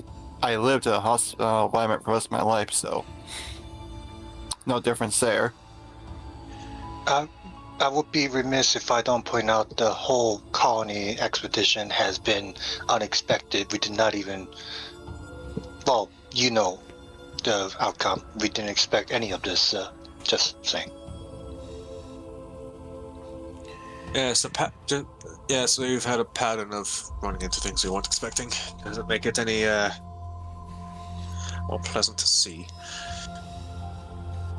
I was merely suggesting that it is at this point, as the proverbial saying goes, it's only a drop in the bucket, sir. Alright. Certainty is a luxury in today's world. The Isn't that rules the are ever changing, the goalposts ever moving. We must take what opportunities we can to better our lives. And this one, I suspect, benefits both of us quite well. Now, if I remember correctly, VG, I have tried to legend lore Goldagnir, but I didn't get a whole lot. Yeah, remember I right. think you had already known like a lot of it. I think I gave you quite a bit on Goldagnir actually last time you did it. I would like to try again, but with one factor changed. Okay. Are you doing that right now in the middle of dinner? Well, no. I'm just thinking aloud on my plan. I'm just kind of just thinking aloud, trying to see if I'm talking to you as player to GM, trying to think on something here. Because we know that these keys are very powerful artifacts, and they lock, and the door to Goldagnir is also done by some very powerful magic. I wouldn't entirely be surprised if the keys were also preventing a level of information to be gleaned. So I'm curious that if having the keys present, all four of them, if any kind of scrying type magic or information gathering type magic might have more of a response, sort of like almost like a password protection for the information. Right. The more information you already have, the more precise and detailed the information you receive. The information you learn is accurate, might be couched in figurative language. As far as legend lore goes, you know that the information you got is accurate. And because you already know a decent amount about Goldagnir, especially now that you've already cast the spell about Goldagnir, you're fairly confident with the information you already have, just knowing how the spell works. right. The only other Fair way enough. you would be able to do anything else with it is to like pop some insane like high level divination thing or like wish for the correct answer to make sure like 100%, but that's way beyond what anyone here can do at the moment. So Yeah. All right. Well, I was just thinking aloud, trying to check on that because I wouldn't have been surprised if there was some like anti-scry or anti-legend lore restriction on the place that would only be bypassed if you had all 4 of the keys. yeah, That I mean, sounds like something I get the powerful would sentiment. do. I get the sentiment, but there's not Yeah. really anything that would couch that in obscurity that hides it from something like a legend lore. Especially now that the wardens with Goldagnir were important and powerful figures of their time. Legendary in their own right, but their legend has only grown since then. And I mean, it's like there's not really anything out there that would be able to hide that unless it was like extremely high powered magic. Like we're talking 9th level, some kind of unknown 9th level spell that's not on anyone's list. So barring that, I mean, All right. Well, with that concern satiated, I guess, for lack of a better phrasing. All right. I assume you would want to start sooner rather than later. my people will have to be made aware and gathered in a place where we can stage the exodus. So we have time if indeed this arrangement is amenable to you all. Mr. DM, I have a question. Yes. Isn't the stuff I need for the shower room stuff in Goldagnir? Goldagnir, no. This place, Okay. yes. I believe you had a vision of a light to the east at some point in your travels to this city.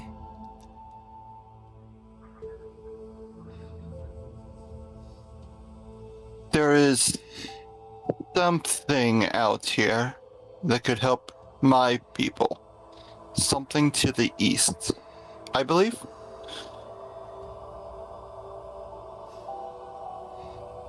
Something to the east. Well, a dangerous prospect to travel too far away from Lonnmir itself.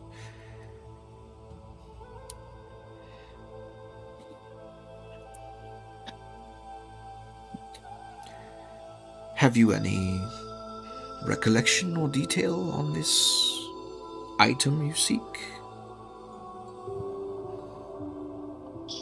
Can I roll a history check? Because me boom doesn't, but she might. The answer is no. You do not know. Okay. You just know that it's there. Okay. You don't know exactly what you're looking for. Yeah, no one's ever claimed that visions are particularly helpful. Mm-hmm. Yeah. I only know that it is out there, and that can help, well, my people out a lot. Well, if there is treasure left in Lonnmir, in Eglarak territory no less, then better in the hands of you than them. Indeed. So I would, if this is indeed a goal of yours, then perhaps it's better to be achieved after our exodus. After all, if you fall in battle, who's to say the Iglarak won't claim your keys for themselves forever?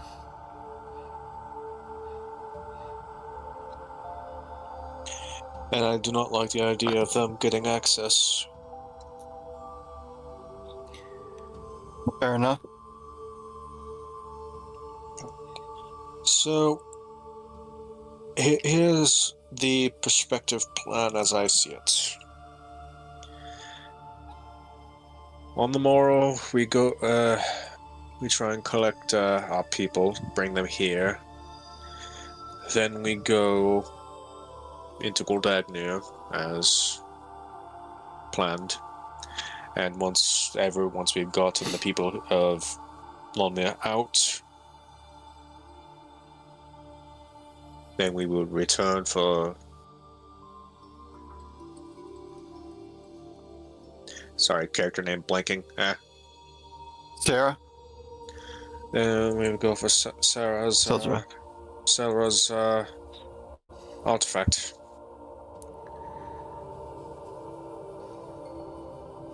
Any objections? As order operations go, 'tis a sound plan, methinks. The dangers of the prison will have to be dealt with beforehand, of course, to ensure that my people are safe within its walls. But after that, you're welcome to complete your goals at your leisure.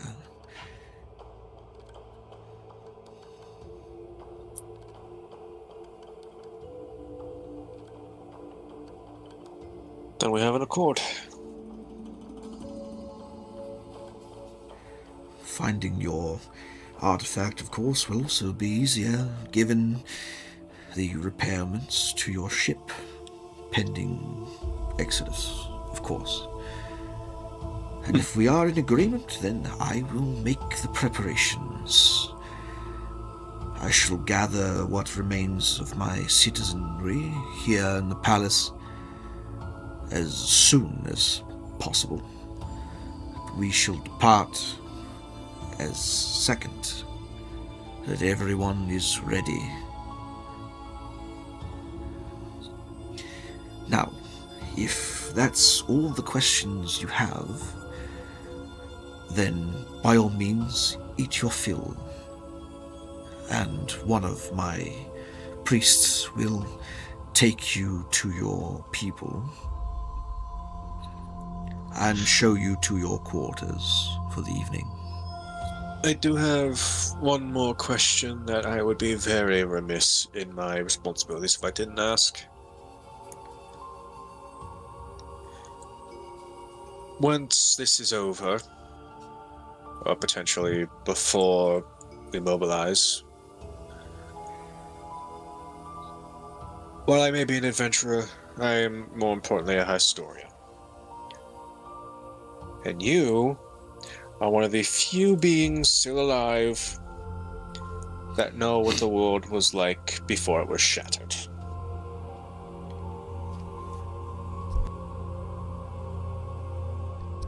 And this is something that could be done off-screen, VG. I'm just basically saying Chance is going to do antiquarian historian things and pick the liege's here's brain on history and the like. You're welcome to anything the palace still provides. I wish to rid myself of this place as one rids themselves of a slimy pustule growing on their hand. What is mine is yours once our agreement is sufficiently fulfilled. Though once the key is in your possession and it has left the borders of Lonnmir, you will have but days before the Eglarak converge on the city, and who knows what will happen to our archive after that.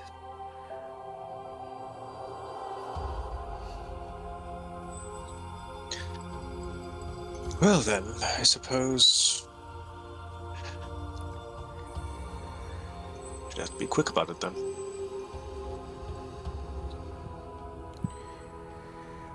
If you'd like to be shown to the palace's library, that can be arranged. You can glean some information there, perhaps, on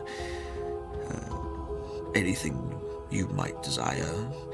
The royal archival records are sealed for now. But I am amenable to granting access once our arrangement is fulfilled.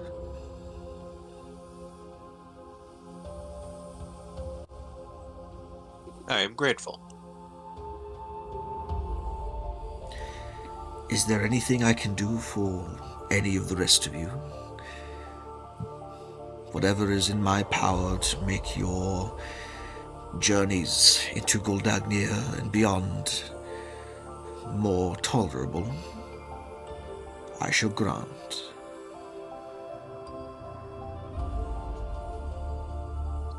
Would it be possible to purchase any health potions? Or healing potions?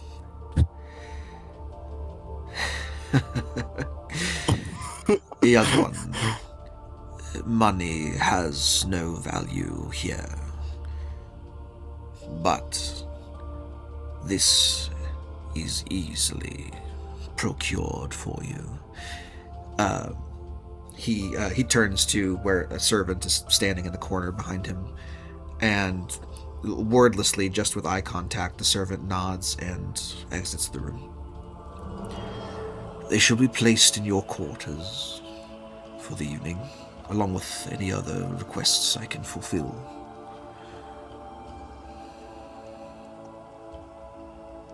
That's it from me.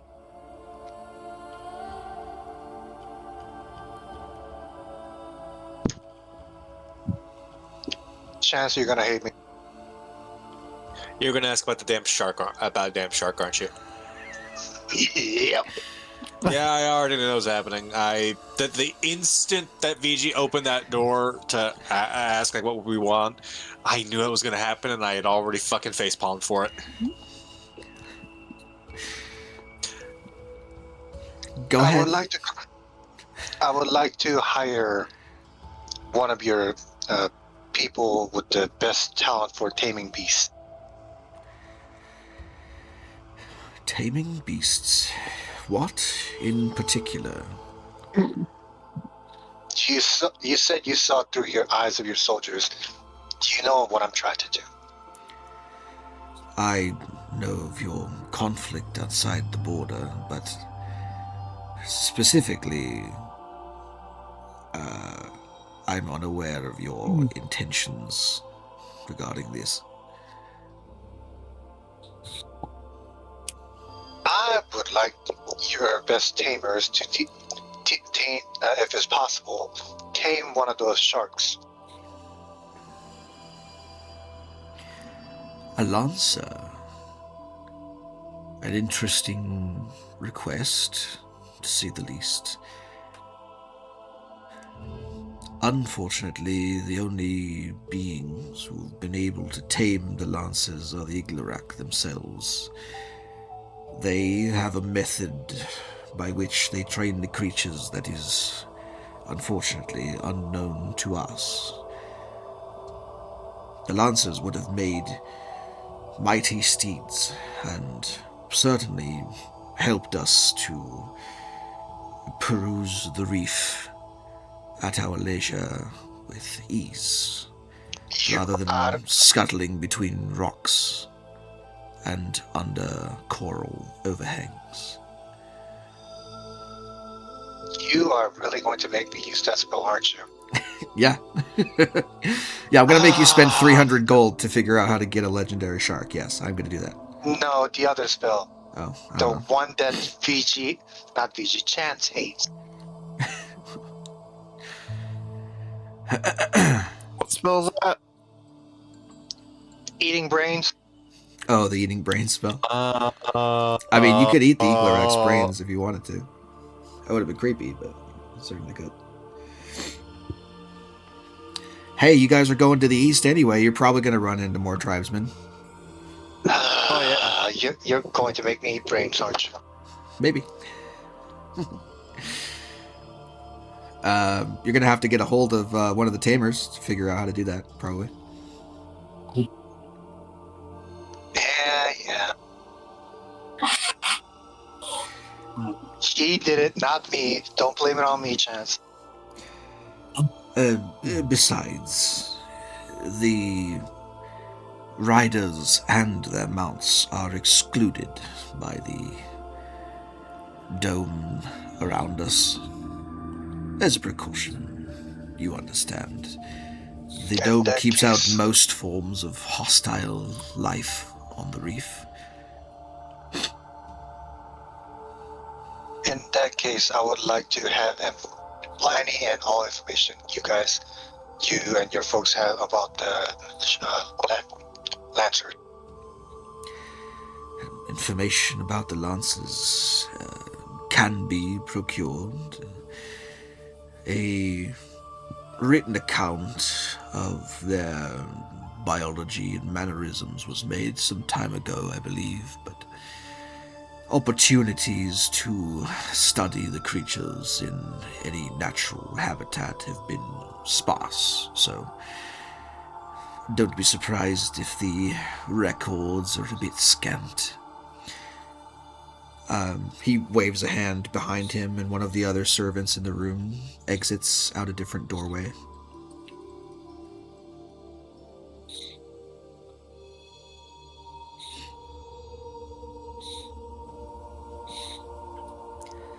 Anybody else?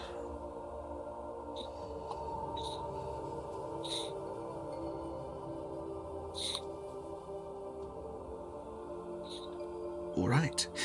Well, I'll take that as an opportunity to take my leave for the evening.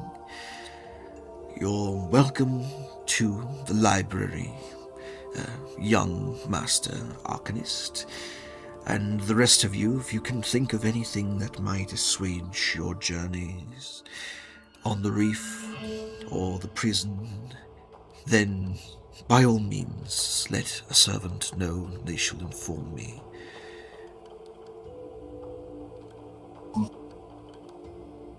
In the meantime, these servants will escort you to your people and to your chambers for the evening.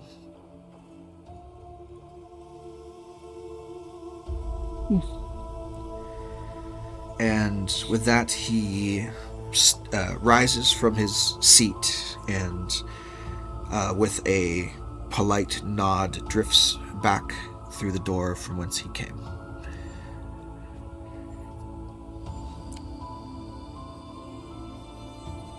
The servant elves, who he gestured to before, are waiting for you to finish your meal and to stand up so that they may direct you to your place of dwelling for the evening.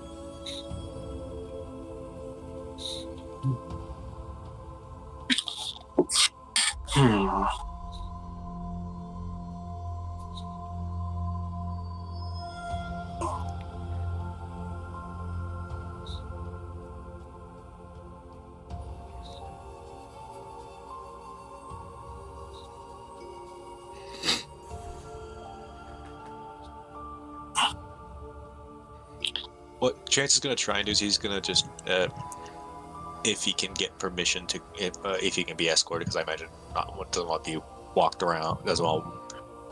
They don't want him just wandering around as lonesome. He would like to go to the archives and see if he can maybe dig up any information that might help what we're trying to do. Sure. Give me a second. And he's also going to look for anything of Lonnmir's eastern areas. Anything of note about that particular area of the land?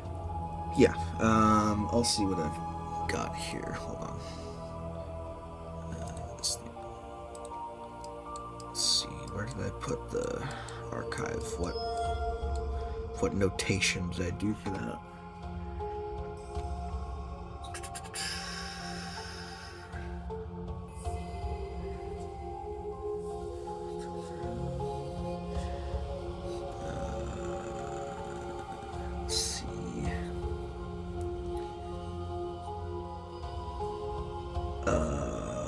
DC 14. Okay. The archive, quote unquote, that you're given access to is not really more than a study in actuality. It is, however, cluttered with papers, envelopes, and scrolls and tomes haphazardly strewn about the desks and tables. The topics of these writings cover a broad range of subjects. Go ahead and roll me a D3. If you want, you can just roll a D6 and take like 1 to 2 is 1, 3 and 4 is 2, etc., etc. It's a 3. Cool. You find amongst the books here a duplicitous manuscript. It is a wizard spellbook magic item.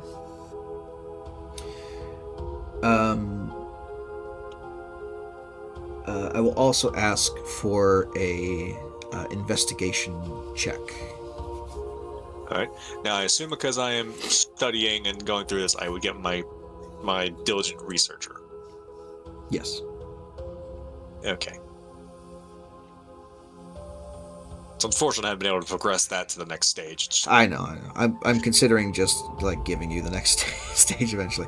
It's meant to be like for games where you have lots of downtime in a home base type of area. We don't really have that in this game, so I'll probably just think about that at a later date. 11 plus 2, 13. Okay. So a lot of the records here, as far as books and scrolls are concerned, the normal ones here are range from non-fiction to non-fiction. Not a lot of like specific accounts of the reef on those types of books, and it occurs to you that in an underwater society, paper and ink doesn't do super well. So these scrolls were likely gleaned from other outside sources, other wrecks or detritus that have made their way to the reef over the millennia. So there's a lot of just random stuff in there, not really anything about the reef specifically. Those books and scrolls that do originate from Lonnmir are easy to pick out because they're made of an alchemically treated kelp or seaweed that has been written on in long strands, like seaweed that's like 15 feet long. That's all written on and scrolled on and what have you. All written in an ancient dialect of Elvish. Which I believe you speak, right? You speak Elvish? Yes. So you're able to glean at least a little bit out of it. A lot of it is ancient and faded and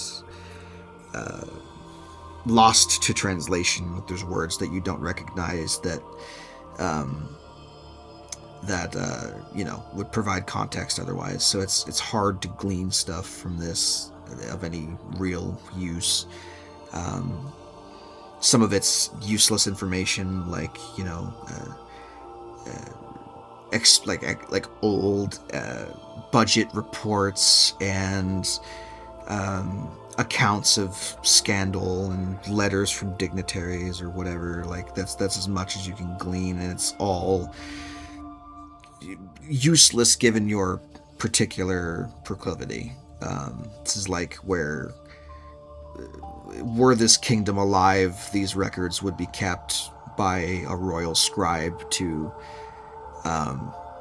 facilitate any kind of decision making by the regent. But this has not been a kingdom for quite some time, and all of these scrolls are not really of any use anymore.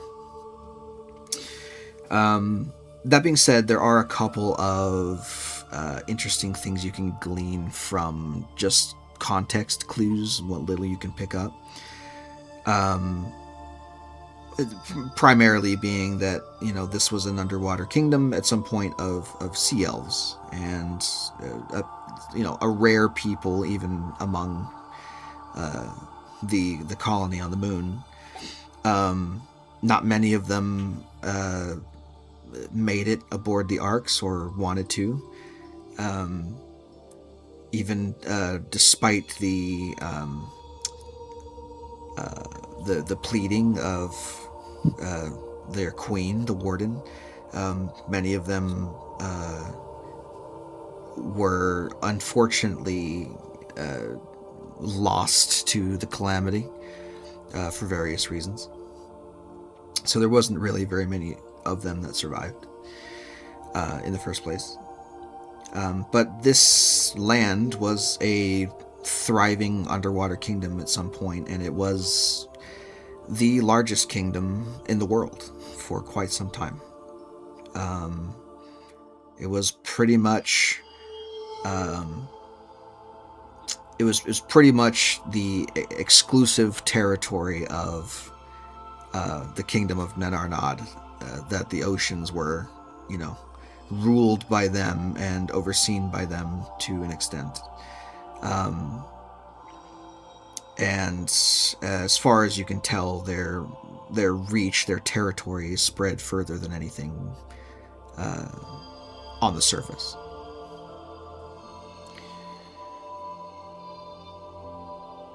So that's what little you can kind of glean from this as far as historical value. Just kind of a glimpse at the history and the power that Nenarnad once wielded. And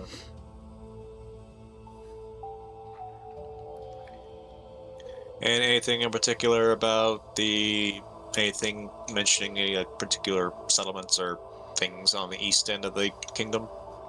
No. The city here of Lonnmir was the capital city of the kingdom, and it at one point was a sprawling metropolis. You don't get that from these records, but you've seen this place before in visions that you've had regarding the wardens, particularly with regards to your previous legend lore spellcasting. You've seen this palace before, although in a much grander and more put together state. When you had a vision of Raylus Quaylen's first meeting with the Queen, when he first asked her to be a part of the Wardens.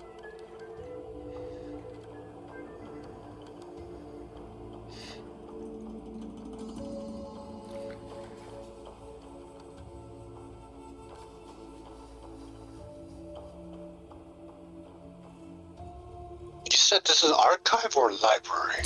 It's more like a study that they've turned into a storage room for papers from the surface they've gathered. There's very few actual historical records from 1,000 years ago that are in this room, and what exists here is inconsequential.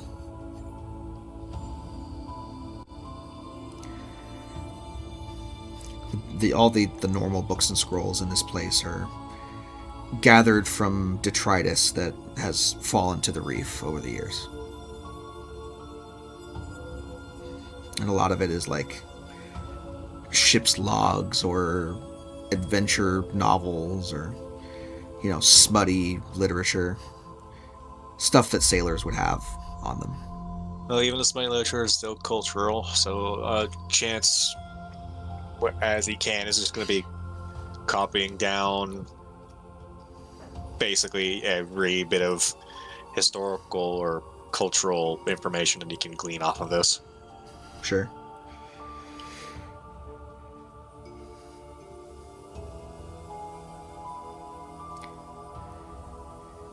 Okay. Yeah, there's a magic item I think would be really useful for Chance that I don't think exists. Which is what? A notebook with limitless pages. Oh, well, that's the grimoire.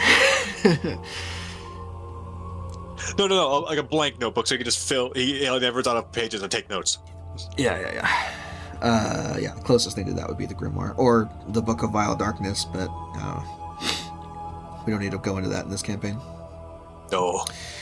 I think we had that in the last campaign. I think we had pages of the Book of Vile Darkness in there. But all right. The rest of you who return to the chambers, you will find that there have been several healing potions already placed inside of your room in very nice, frankly, glass, like crystal vials. So you will have 6 greater healing potions and Ooh, fancy. 3 superior healing potions. Damn!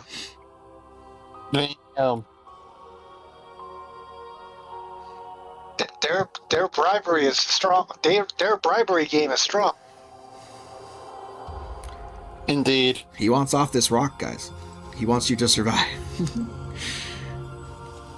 Like I said, his bribery game is strong. Jesus. 3 superior and 6 greater? Yeah.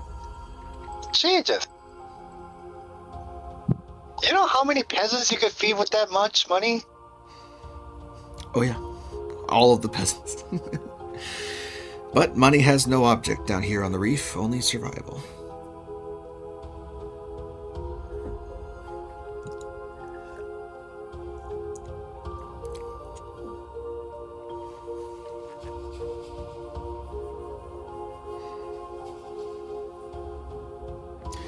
Okay.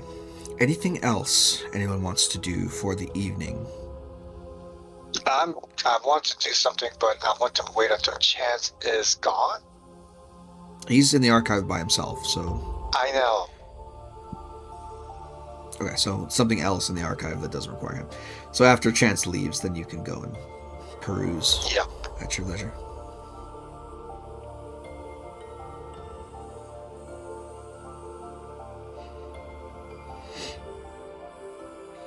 Go ahead.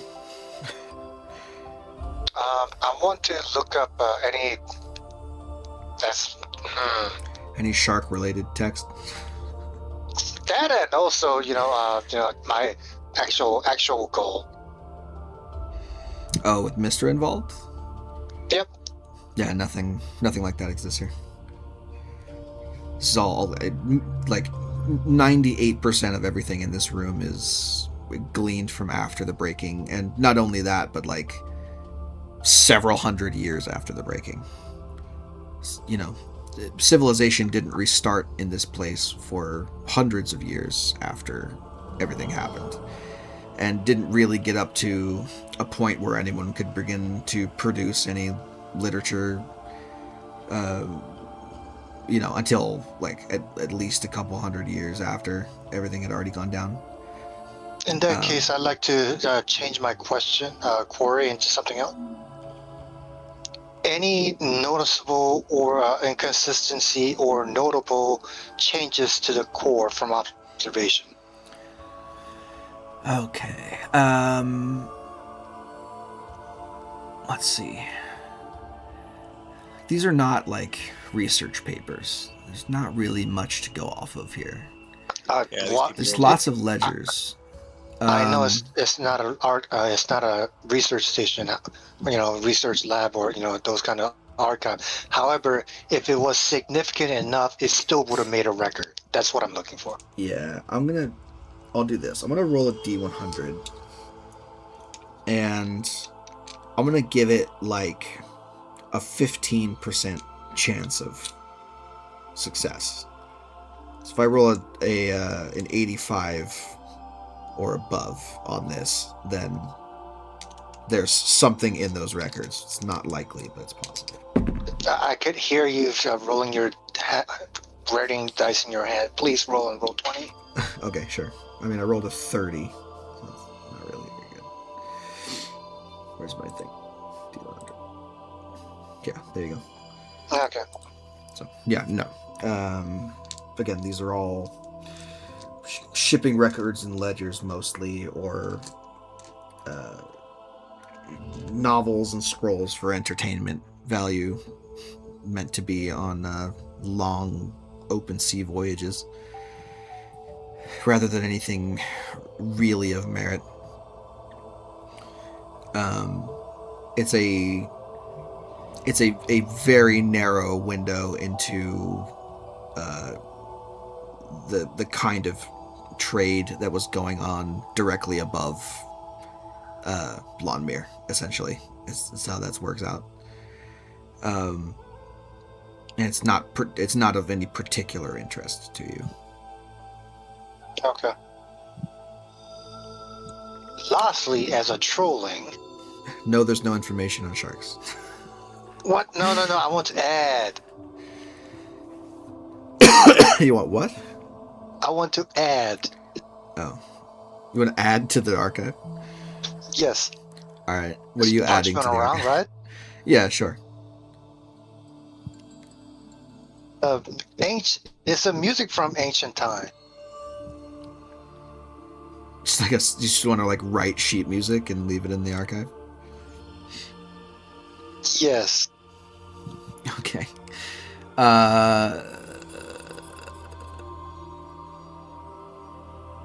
You're not a bard. Fucking Nope. make me a history check.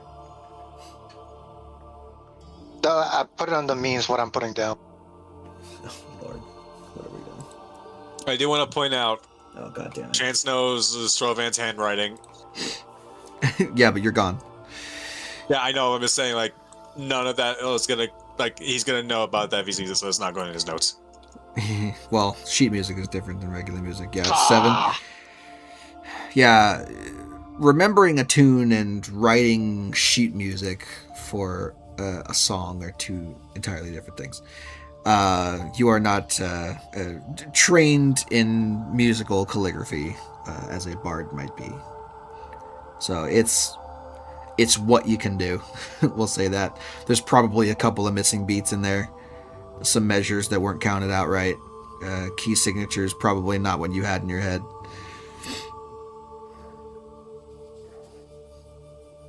Alright, that's all I'm doing.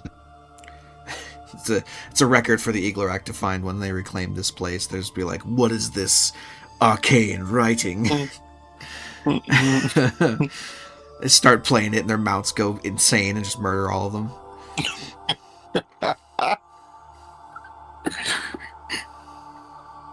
Right. The forbidden two. Yes, the forbidden shark note. Alright, anyone else have anything they want to do before we end the session for today?